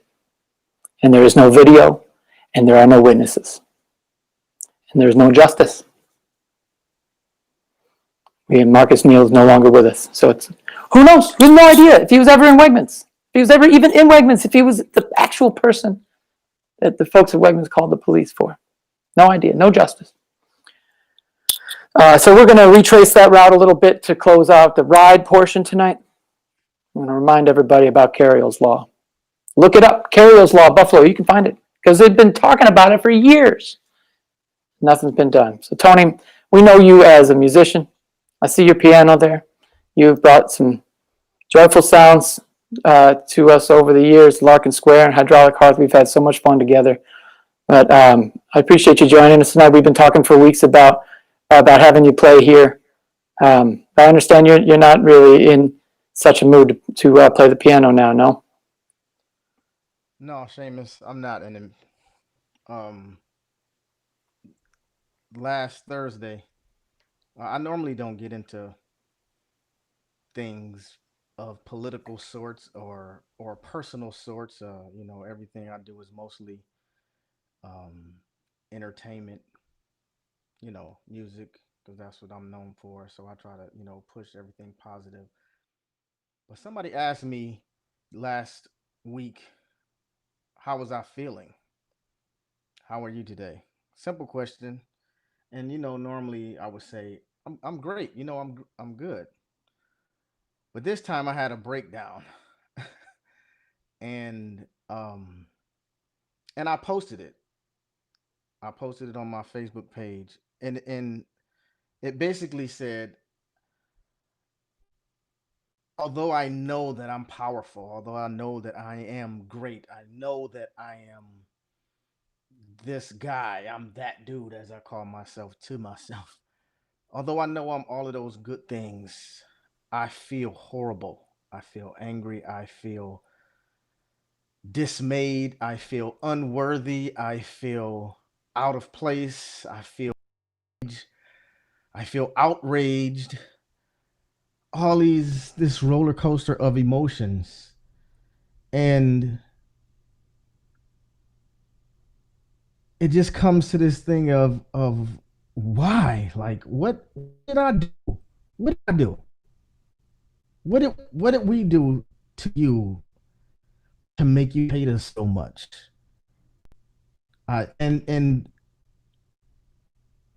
what I think what got to me before is because the night before, when my kids left my house, they didn't call me to let me know where they were after.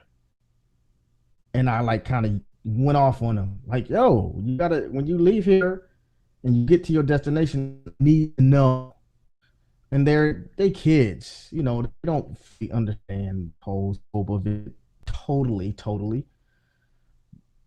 So it's hard, and to think that I have to worry about my kids getting home alive, not just safe, but alive in this climate that we live in, because of the people that we say, first of all, the people that we say are supposed to protect us. Anything can go wrong. They kids, they out, anything can happen. I know my kids, you know. However, it caused me to go to a place that normally I can sit here and I can play my piano and I can kind of get myself out of it. But this time I haven't touched my piano since then. And I've just been in that space where I can't play. I just can't play. That's not enough for me. Seamus. Getting on Facebook and seeing everybody else's reaction and sharing my thoughts and sharing pictures and memes, and that is not enough. And there has to be something else. There has to be something more with the protests. I know you guys before me mentioned the protest that was supposed to happen Saturday, and I saw it, and I don't know anything about protesting or this whole thing. I don't know, so I jumped on the bandwagon and put my 2 cents in it. But when I found out that it wasn't from a credible source, because people started asking me about it, I got on Facebook Saturday and I kind of disavowed it, because I just didn't want to put my name on something that I didn't agree with. So in that, I kind of spazzed out again. I kind of went off on some people. I went off on, I called out my white friends that's musicians, that, yo, this is the time for you to stand up with us. This is the time for us to show the world. I called out community leaders in this area, because this is that time that we got to stand up. And we've done it. We've tried every way. We've rioted before. They burnt Buffalo down in the 60s. They burnt other cities down in the 60s. We've sat in, we've marched, we've done all of this stuff. But now it's time for us to do something different. I don't know what it is. This is all new to me. We're dealing with this virus on top of this. So now we're dealing with that, and now we're dealing with this. And it's something that it was like a soda that they've been shaking for 400 years. And now they done took the cap off and they expect it not to explode, but now it's exploding. And I can't even say that I don't condone the violence because we were taught how to be violent. And it's funny, today, 99 years ago in Tulsa, Oklahoma, they rioted in a place called in Tulsa that was what we know as Black Wall Street. Mm-hmm. But whites came in and rioted and killed everybody, blew up the city, sent airplanes in, bombed the city, everything, because of the hate. It was all because of hate, because they didn't want to see us doing well, because we don't deserve what we worked for. And at some point, this got to end, man. This is ridiculous. It's just ridiculous. And you know, I could talk about this forever, because but it got to end at some point. And I hope that this is the beginning of the end. I hope. Yeah. You know, Tony, thank you for sharing all that. Yeah, it is 99 years ago today that Black Wall Street in Tulsa was burned down by white supremacists. And we don't really learn about that. No, most kids don't learn about that, right? No. Missy, Mother Eva Doyle was talking about that earlier, is that our education system has failed to teach properly about not only that important history, but the kind of critical thinking that we need to see right from wrong in some of these things, right? To see people's intentions. It's hard to we're not here proposing any solutions, like proposing any magic wand kind of solutions, right? Right. I'm gonna put out Carriol's law, and I read that because it is something constructive. It's a way forward that has to do with police accountability. Right. It's relevant. And that we definitely have a need for more of. We know that it won't solve everything, but I don't want to just sit here and vent. There's a place for that, though, right? Right. And that's I appreciate you coming on, and that's why we said I don't no one here is just a song and dance person, right? Like, we've been having some real human conversations here over these virtual slow rolls with musicians that are coming on about how people are doing as humans. No, I don't. We don't have all the solutions, and that's, it's okay not to know, right? Like, it's okay Absolutely not to have it all figured out, right? So I think there's a problem there with some of that, and that's I was thinking as you were talking about, you wanted you calling people saying like it's time to do something, and we've been talking a lot, and I guess when I say we, I mean white folks over the past week, talking with a lot of folks about it's Did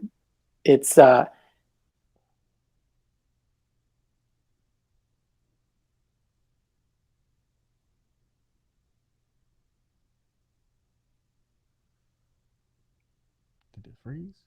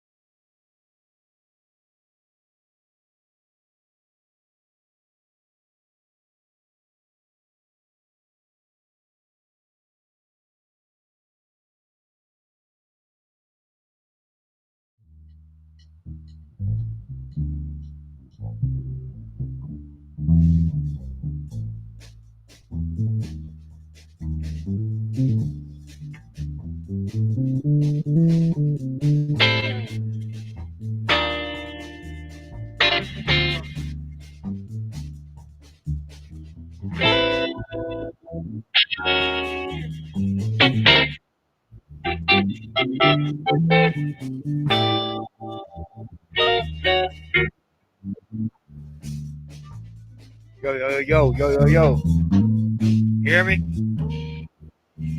All right, you ready for us? All right, we're coming in. First, get over there. Let's start playing, bro. You're up. All right.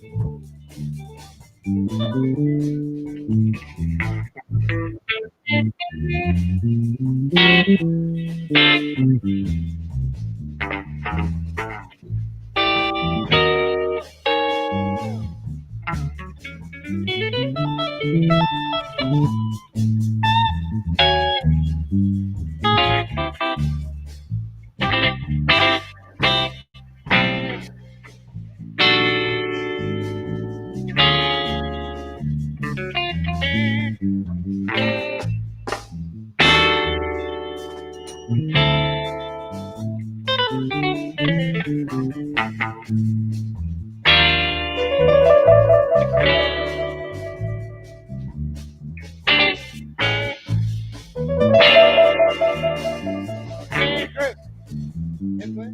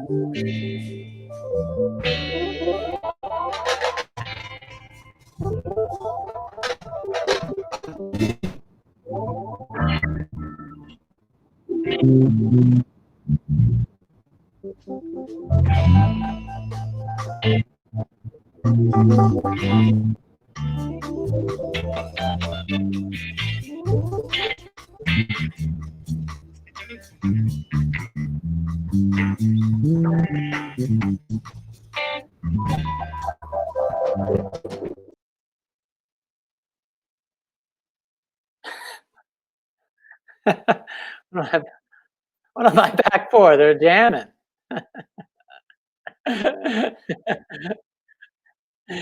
Oh, he's still warming up. We'll bring Tony back in here then. Let them noodle around till they get loose. We better tell them when they're on, though.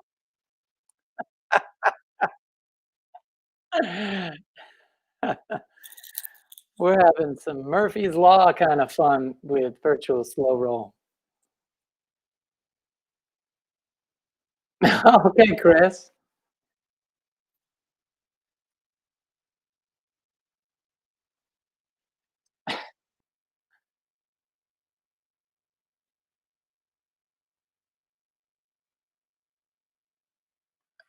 Hey, I'm going to interrupt the sound engineer because I don't know what's going on live. There are people watching us, and I have no idea what's going on. So tell us here. Okay, show me the screen.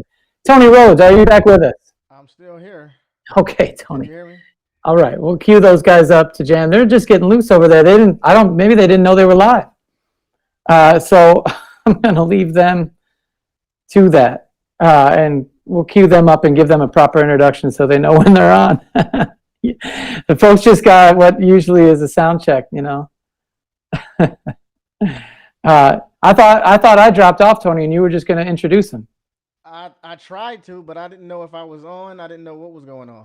Well, listen, I might have been onto something when I dropped out there, and I'm curious for your thoughts on it. What I was responding to what you were saying, just it's saying that and I want to say for the record, for anyone watching, we're not going to talk all night here. We want to kick in and have some music and get some good vibes going here. But I appreciate your presence here, Tony, and we've had a lot of, I think, important conversation tonight. And what I was saying is that a lot of white folks I've been talking with over the last week is that we have to be mindful that we have to go beyond the performative nature of posting on social media, Right. and actually dig deeper and do the work. You know, we all have this impulse, or many of us have this impulse that we can turn when something stirs an emotion in us, good or bad. Right. But especially bad in this context. It's something, we have a problem with something. Right. That we go post about it and we say that, hey, racism is wrong. In some form, I post that. Racism, bad. And I get a bunch of validation from likes and comments, like, yeah, you're right. Yeah, man. And I'm just like, and sometimes it's just nothing but what a cynical person would call virtue signaling. I think it's a cynical a feeling, and to call it virtue signaling, it kind of boils it down to something that is maybe just strictly performative. But a lot of people have good intentions when they post those things, right? Right. And it's there's a place for it, but it's not enough alone. Right. We got to get out and do the work, and we don't always know how, right? We don't know what to do. I've my theory, my opinion, my 2 cents is that education is the key to all of this, and not just education when it comes to like a school sense of education, but on the sense of white people. White people taught white people how to be racist. Therefore, white people have to unteach white people how to love. I heard Don Lemon say on CNN that it is not up to black people to teach white people about racism because it's kind of impossible. First of all, it didn't come from these series events, but it's been going on forever. And it came over here when they brought us here. And it started back then. So it's really up to and I hate to use the us and them because we all want to stand united, we all want to stand together. However, because this system is broken, it has to be fixed a certain way.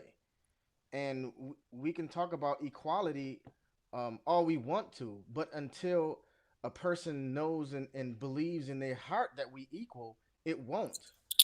but we have this system that paints inequality. There was a picture that came out the day after um, the guy with the, I can't remember, George Floyd. It was a picture of a white guy, and he was on the screen. It said, I actually posted it, um, double murder investigation. White guy sitting against a car tire with his handcuffs, sitting straight up, and you could see a policeman's arm serving him water. And that's the picture that the media sends. And it's like it's very harmless on one level, but on the other level, it's propaganda to show that in one sense, what a black person deserves is different than what a white person deserves. And that's that picture that they've been putting in people's heads, and they've been putting it in white people's heads as well as black people's heads to corrupt this system. And until we can uncorrupt the system, there will be no change. We will still be fighting. We will still keep fighting. And the thing is, we're not going to stop fighting. It's going to get worse. It's going to get worse, and it's going to get worse. Those systems, those higher things, those people that hold those cards have to begin to understand what they're doing. They have to understand the picture that they're painting for people to see, because some people are not that smart to do it themselves. So I think that's education. That's going to be the key. Learning how to rethink, learning how to think all over again, learning new ways to think. That's right. I said something that I was on a race relations panel a while back, and someone in the audience made a comment about how a lot of there's manipulation of textbooks and removing things like the history of slavery and whitewashing things, right? Right. And someone mentioned how that is still happening even to this day. Absolutely. That especially in Texas, which is where a lot of American school textbooks are made, and I had a thought that I wasn't sure would be so kindly received by everyone, but I said it anyway. That pardon me, white guy who's got all the privileges. I got all the privileges except for great wealth, and just that path is clear for me. If that's what I want to go get it, I can get it relatively easily. Right. I got all the privileges. So pardon me for asking for some space. But what a lot of privileged people need is to unlearn some things. Absolutely. That we have been led to believe that the whole kind of bootstrap theory, right. that all I got to do is work hard, and all you got to do, Tony, is work hard. And if you and I work the same amount of hard, that we'll have the same result. It's just all about working hard, and American dream, and it's just there for the taking. Right. And that sort of voluntary blindness that to think that it's the same path for you and I, and we know better. You and I know better, right? But not everyone does, and not everyone has ever been presented so plainly with how different it is. And it's harder to be so voluntary blind now with the internet and the cameras, right? That's why we know. That's why we're talking the way we are now is Absolutely. Because of the camera on George Floyd. Right. I learned a new word today, new term, implicit bias. That's that unknown thing.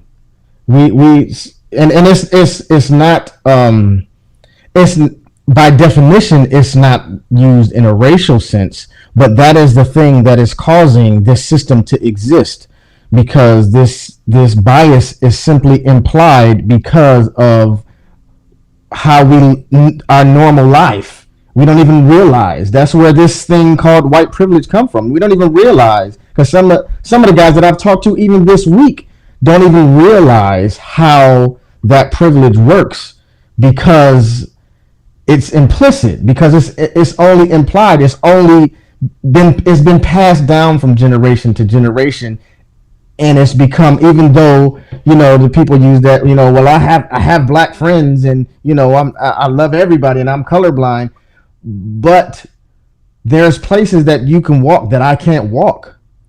There's places, I just seen a post from my friend that was playing in somewhere, and the guy had a KKK tattooed on his arm, and it's like people don't realize the offense, because it's just something that is normal for them, and they don't realize how their normality offends the next person. Offends, and it goes beyond color lines, because it can be black to black and white to white. But in this society that we live in, the white is kind of forced down our throats, because of situations like the police violence. Yeah, and the more disconnected we are, the more people living in their own bubbles, the less those folks really see how that affects you, until maybe it comes on their social media feed, and so that's where that unlearning comes in. There's some unraveling that has to happen, and we know it's not going to happen for everyone overnight. There's plenty of evidence of that, right? But it's now, I'm not asking for a lot of space for that, because I think it's like I said, I think it's a questionable thing to even ask for any for someone with all the privileges. But it's just a fact that some folks, it's just, we have grown people who've gone through an education system, and they are otherwise pretty smart, right? But they just have no idea, and so it's a lot. It's a lot to it's not just going to click for everyone overnight, right? And so I want to share that there's an article I still have to read, but Kareem Abdul-Jabbar wrote something recently, and I know this because someone who I love dearly, who is the kind of person that I'm talking about, who kind of loves openly, has a lot of love to give, and doesn't think that they have any prejudice, right? But still doesn't get it. Over the past week has been thinking differently and seeing things differently, and shared with me this article by Kareem Abdul-Jabbar, and pulled a quote from it, and I was like, now you see it. Right. I don't know, I don't want to say, I don't want to look down on that person who I love so dearly and say, what took you so long? But now you're here. Welcome. Right. Now we have work to do, right? And so I held these up earlier, Tony, and my Malcolm X autobiography is a little weathered. But so some recommended reading for some people who have some unlearning to do, right? Autobiography of Malcolm X. I just read that book, I would say within the last 2 years, the Malcolm X autobiography, and it blew my mind. Yeah, as it should, as it should. This one I specifically hold up. So I have been idolizing Martin Luther King since, I remember in middle school, I put a picture of him on my bedroom wall. But even then, it was only the whitewashed version, right? And when you dig deeper, where do we go from here? Chaos or community is maybe appropriate for the time, because I feel like we are in that moment where we are looking at each other saying, where do we go from here? We see chaos, right? But we want community. And so these two also, this is the stuff that is not in the American textbooks, the school textbooks. Absolutely. So if people are out there saying, but I read all the textbooks, I got an A in social studies, I don't understand why you people are so mad. Right. Read The People's History of the United States and The New Jim Crow. Understand how things really work. There is a lot of work to do. These are thick books. It's heavy. It's heavy in more ways than one, right? So I don't know how much space you want to give anybody. I understand. I respect. I don't understand, Tony. I can't understand quite like you can, but I respect. I hold that space to do my best, be my best empathetic person to just say, I know you're tired, and I respect that you might not be so patient for the unlearning that has to happen with millions of people in our society. But that's where we're at. Yeah, I think I've been given a gift by God to be patient with people, because now my people are angry. So we are responding that way in every situation. From simply yesterday, I was ordering food at Five Guys, and one of my friends was kind of getting besides herself, and she didn't really know it. And I'm like, yo, you just can't do that. Like you just can't. And it's like now more than ever, we have to show love. We have to show that we are not that picture that they've painted of us. And it's not, even though we are mad, I think it's just, there's got to be a better way. And we have to, now it's just time for us to stand up and be who we are, which we are this people that's kind and that show love. And, yeah, we're going to get angry. So, we're not going to let you get away with it, but we're not going to let anybody get away with it. We're not just coming for you because you white. No, we're coming for you because you wrong. That's the thing. And that's a big thing that's a huge difference. It's like, if you pick up something off the floor and eat it, we're not mad at you because you did it because you white. No, because that's nasty. Period. You know what I'm saying? So but some people don't get it, and some people will flip it and say, "Oh man, you're just doing it because I'm black, or you're just doing it." No, it's like, let's just have one. If we do one way of doing things, then it's just that one way. But what happens is people understand the responsibility or the responsiveness to the colors, so they use that as a toy, like the lady did in the park in New York City. So they use that for their advantage, and that's where the anger comes from.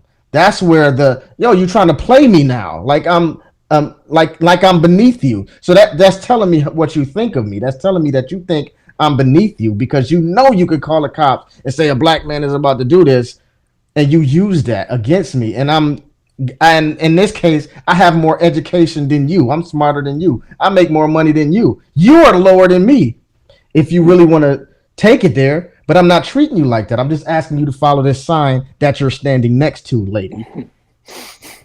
Well, yeah, we need people who look like me need to practice a lot of humility and understand that we've been wrong about things, and we just didn't know better. We just didn't. Right. We just didn't know. Right. We in a lot of cases, right? Like, we know there are bad people, but a lot of us just gotta step back and listen and learn deep listening, deep empathy. You know who I'm empathizing with, Tony? I could talk. You and I could talk about this all night. Right. I'm empathizing with Crit and the crew over there, who are going to get angry if we don't turn over and let them play some music. And I'll bet there are people at home are like, "All right, guys, all right, we hear you." Yeah, trying to whisper in the mic. Okay, all right, we're here. So we've had you on, even though your keys are in the background. We had Crit ready to actually play the keys.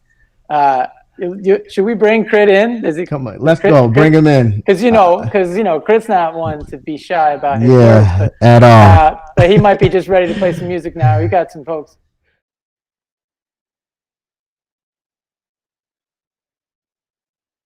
Okay, what's up, man? What's up? Tony, I love you, brother. Oh. Yeah, okay, we see Crit. Tony, we'll keep in touch. Sit and watch Crit if you're free. Yes, sir. And we'll get a little healing here. Come on, right. Crit. Eric Crittenden is with us. Hey, Simone Jackson is with us. Yep. Declan Myers, welcome home, Declan. And this is a family here, cohabitating, right? Declan, we've all known Deck. Deck, it's good to see you. Crit, Crit? How you doing, Crit? Man, I'm all right. Young the natural on the engineering. Chris Young. I'm Chris Young. You're Eric Crittenden. I am. I think he was waiting much longer. I might not know who I am by the time. Well, I know that you're not alone, Crit, because we teased it, because these people were commenting while I lost the line saying, "Oh, the music sounds good," and they're probably all commenting now like, Get out of the way, Seamus. I'm going to do that. Crit, make some joyful sounds for us, or make some mad ones. Make however you're feeling. I appreciate you, and I'm excited to see you and hear you. Love you, Seamus. Love you, Tony. Justice for George Floyd. Love yourself. Love the person next to you. It's really not hard. So I know Seamus and them got deep for you already for a long time. And we're going to all be getting deep for a long time to come. This crazy motherfucker is really about to deploy military. So you just got to, only thing you can control is your present. All right, so let's get through this together. Pardon my French. I forgot we were live. Sorry. All right. So we're going to do our thing.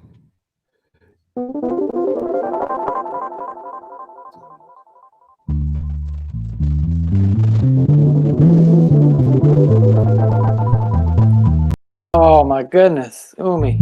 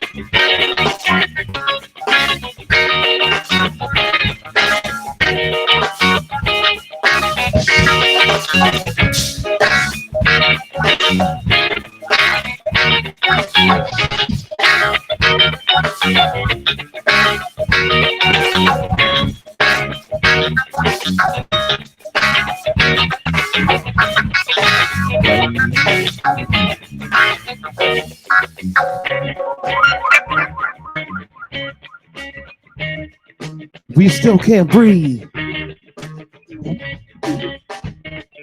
If I can't breathe,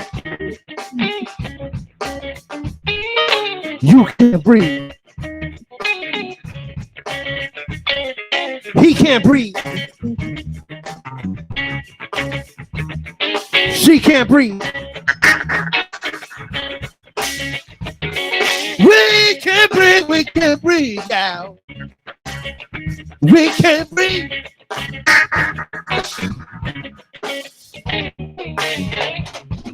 I can't breathe.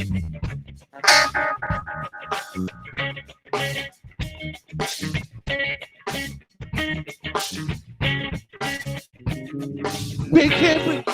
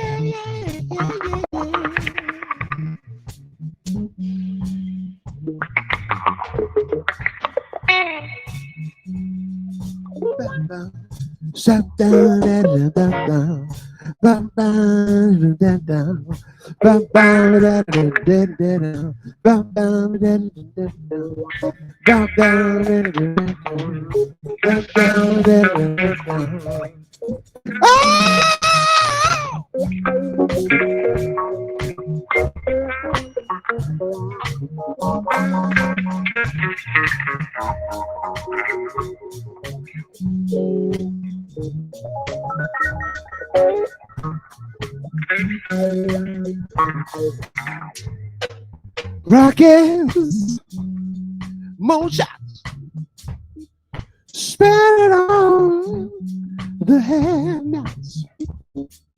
Money, we make it. Before we see it, you take it. Well, you never wanna holler the way you do my life. Women wanna the way you do my life.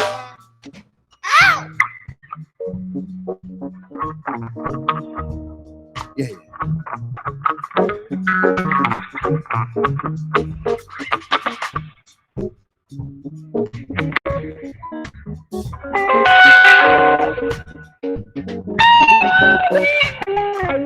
Inflation, no change.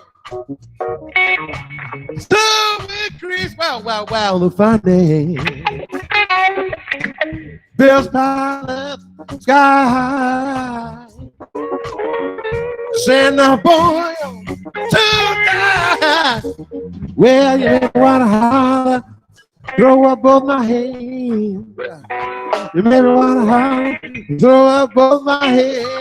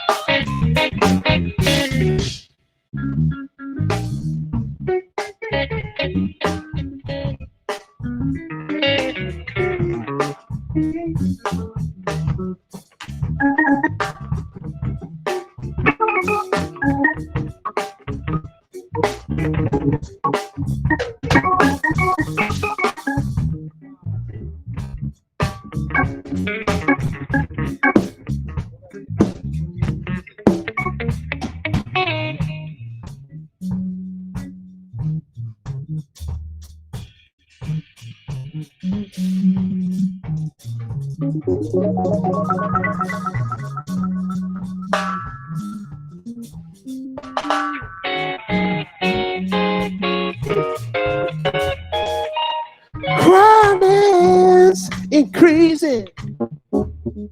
Trigger habit releasing. Panic is spreading. God knows where we're heading. You made me want to holler the way you do my life. Yeah, you made me want to holler the way you do my life.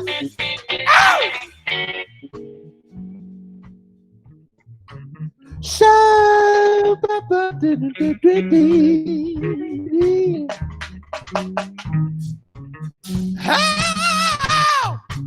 yeah, yeah, yeah, yeah.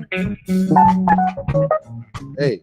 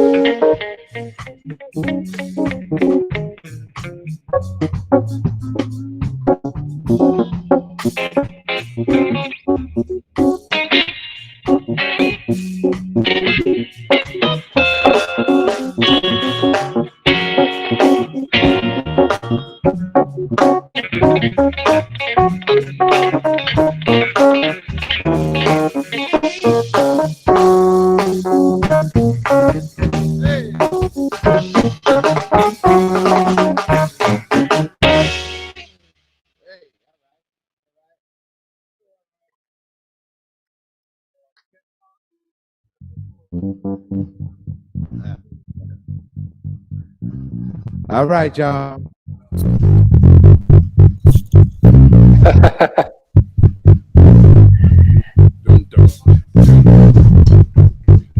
Get me out of here. Kick it root down. Help.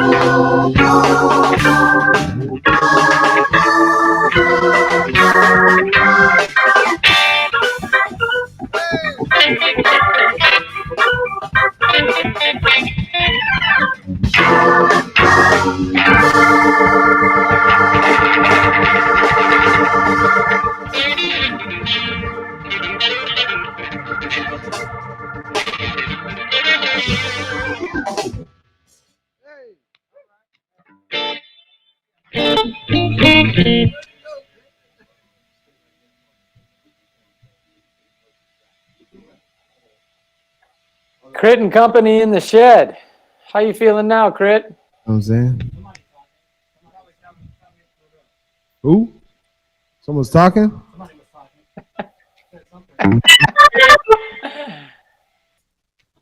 Well, this is my first time doing this whole streaming thing, so you know.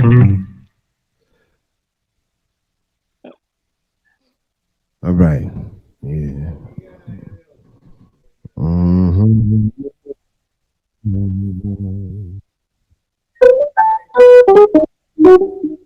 Yeah. It's like a voice of God. Yeah. Yo, coming through the speakers like that is crazy. I was like, what?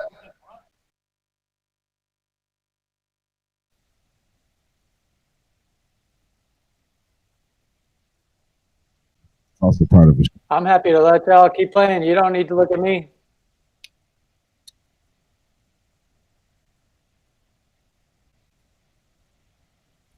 Unless you can. Crit, can you hear me?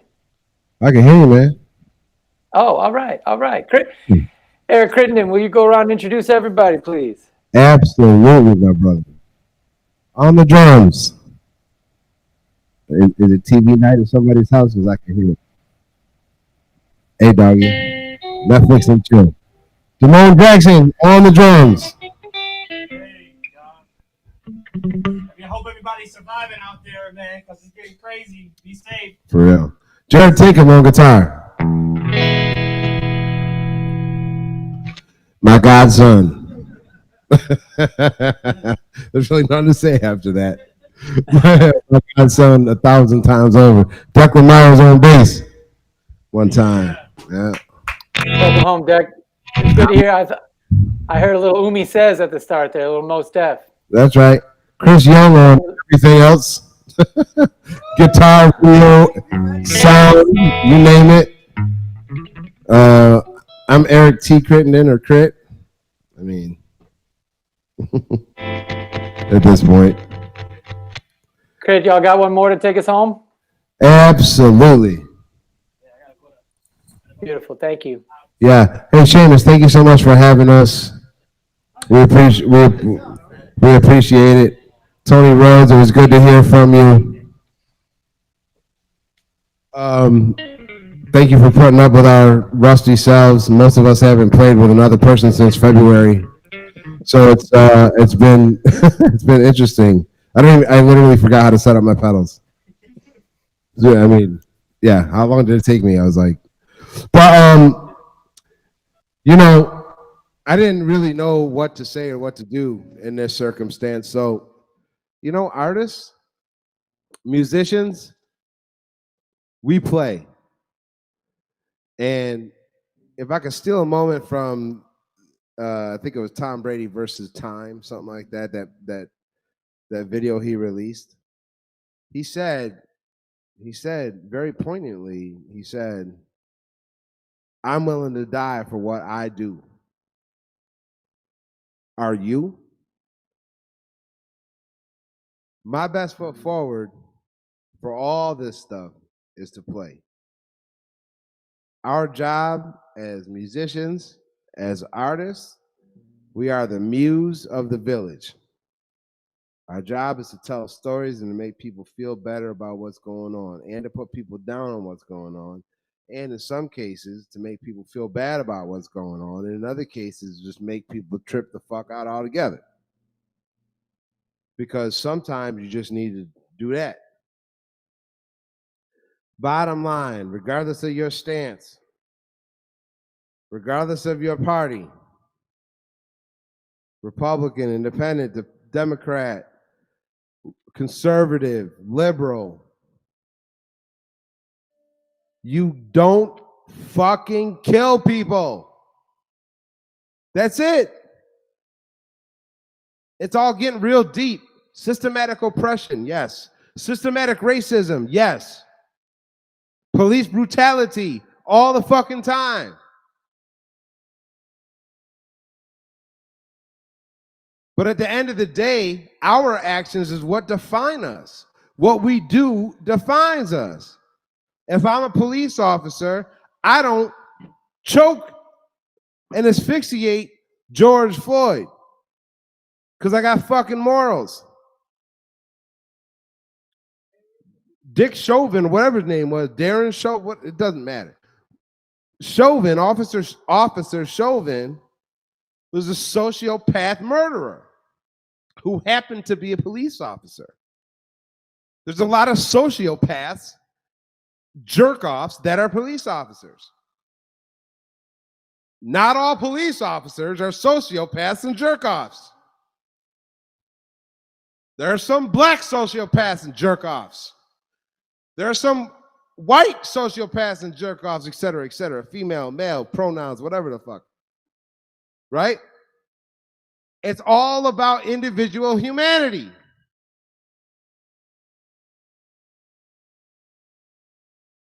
So stop killing people. Stop killing one another. Hold the police accountable for what they do and they've been doing to the oppressed people since its formation. This country was built on genocide, on the backs of Indians and slaves. Period. I'm not trying to hear about the Constitution, nothing. You want to know why? Because as they were writing the Constitution, somebody sent their fucking slave to get the inkwell. They all had slaves. So this is why all this oppression is coming through. But at the end of the day, it's our actions that define us. If I go over and smack Damone upside his neck right now, it's because I'm an idiot.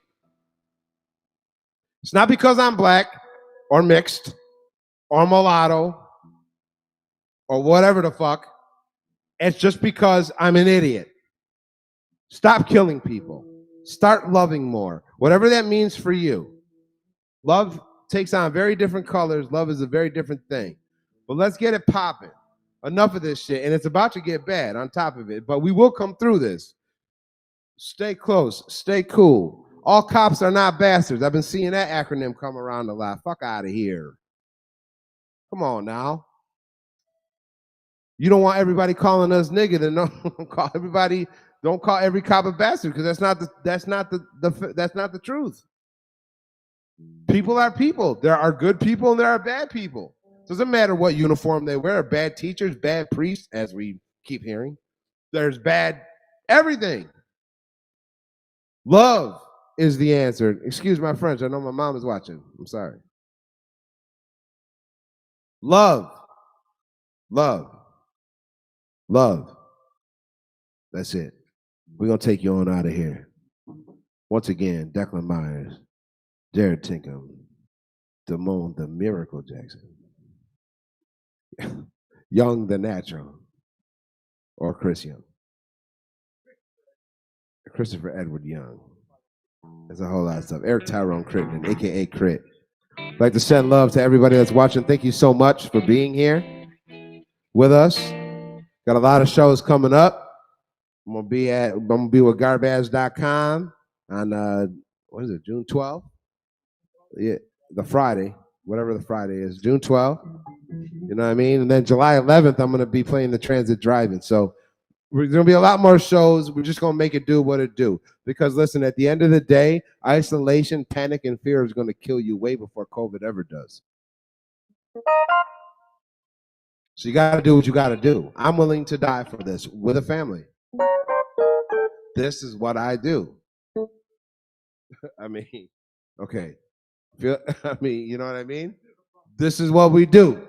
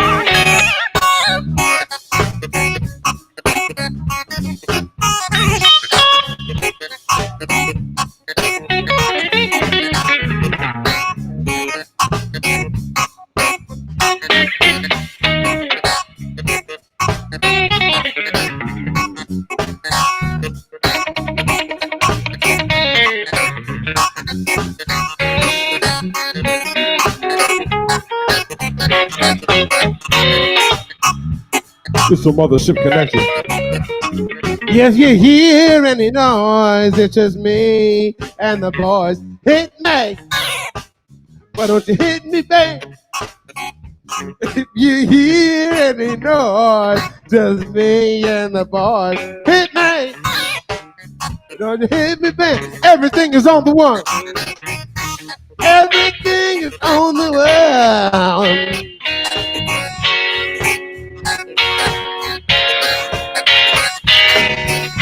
Everything is on the one. Yeah.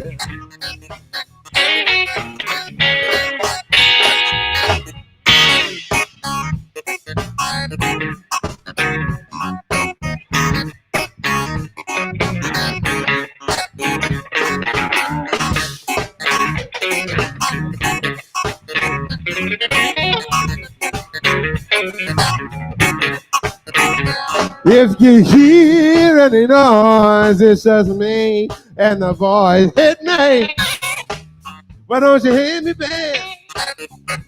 If you hear any noise, it's just me and the boys. Hit me. Why don't you hit me back? Everything is on the one time. Yeah, yeah, yeah, yeah.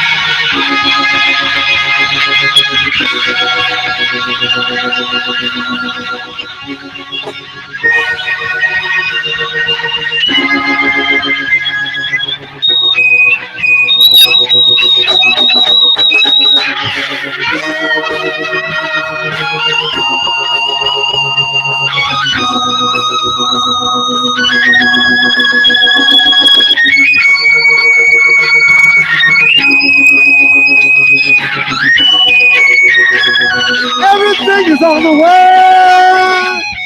Everything is on the way. Hey, everything is on the way. Yeah. Everything is on the way.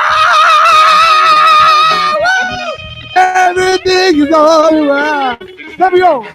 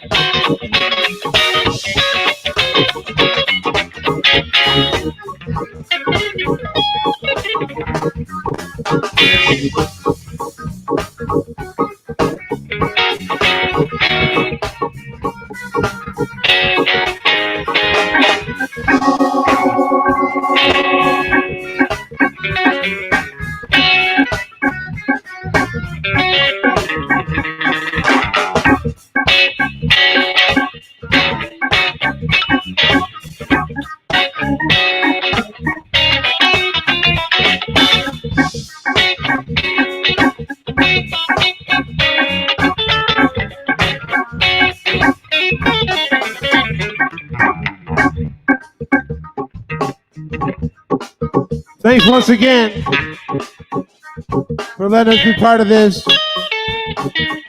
I apologize for the profanity, but sometimes things just need to be said. We love y'all very much. I love you very much.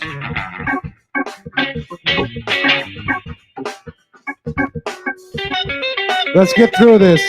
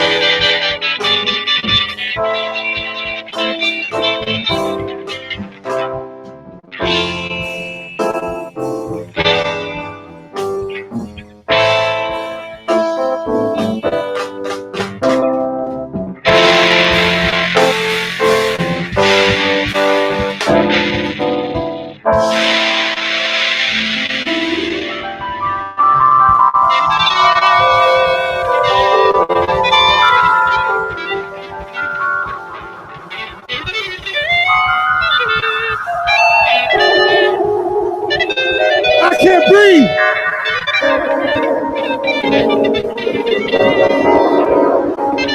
We can't breathe.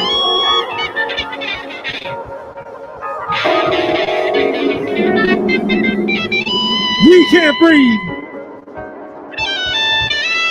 I can't breathe.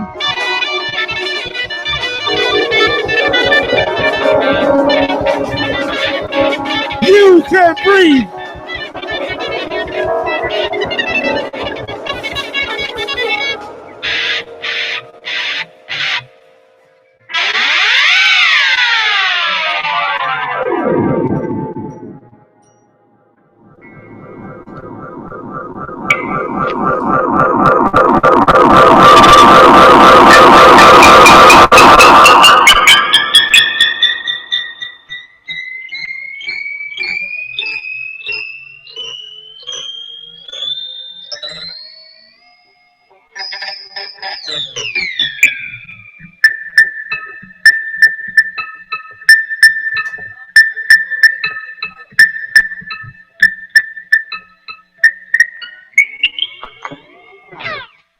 Thank y'all so much. Good night.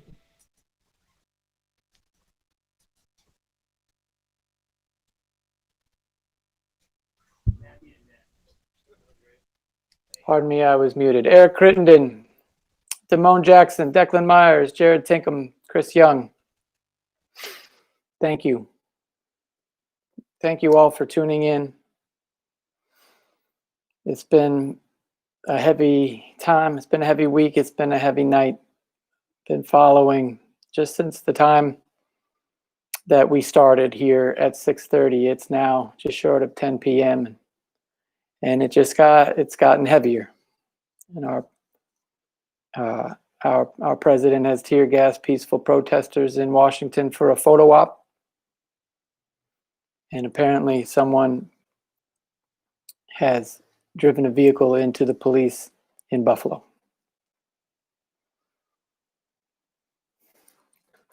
I said earlier that this was a book that everyone should read to understand a little better and get some guidance about where do we go from here. We need a lot of love. We need a lot of empathy. So when I got that news about what has happened here in Buffalo, I turned to Dr. King, to this book, for some guidance. And I will read just a little bit of it before we say goodnight, if anyone is still watching and cares to listen. We must see that peace represents a sweeter music, a cosmic melody that is far superior to the discords of war. Somehow we must transform the dynamics of the world power struggle from the nuclear arms race, which no one can win, to a creative contest to harness man's genius for the purpose of making peace and prosperity a reality for all the nations of the world. In short, we must shift the arms race into a peace race. If we have the will and determination to mount such a peace offensive, we will unlock hitherto tightly sealed doors of hope and bring new light into the dark chambers of pessimism. The stability of the world, the large world house which is ours, will involve a revolution of values to accompany the scientific and freedom revolutions engulfing the earth. We must rapidly begin the shift from a thing-oriented society to a person-oriented society. When machines and computers, profit motives, and property rights are considered more important than people, the giant triplets of racism, materialism, and militarism are incapable of being conquered. A civilization can flounder as readily in the face of moral and spiritual bankruptcy as it can through financial bankruptcy. Where do we go from here? Dr. King showed us a way. It wasn't easy the way we were taught in school, that all you had to do was just be peaceful and just march and just love. It's not that easy. It's the foundation, but it's great empathy that we need most. We need to love deeply. We got a long way to go. We got a lot of work to do. Y'all love each other. Look after each other. Keep in touch from whatever safe social distance we need to. Love you all. And if there's any way that Slow Roll can be of service to the greater good that you know of, please get in touch. We'll do this again next Monday, I hope. I don't know how. I don't know what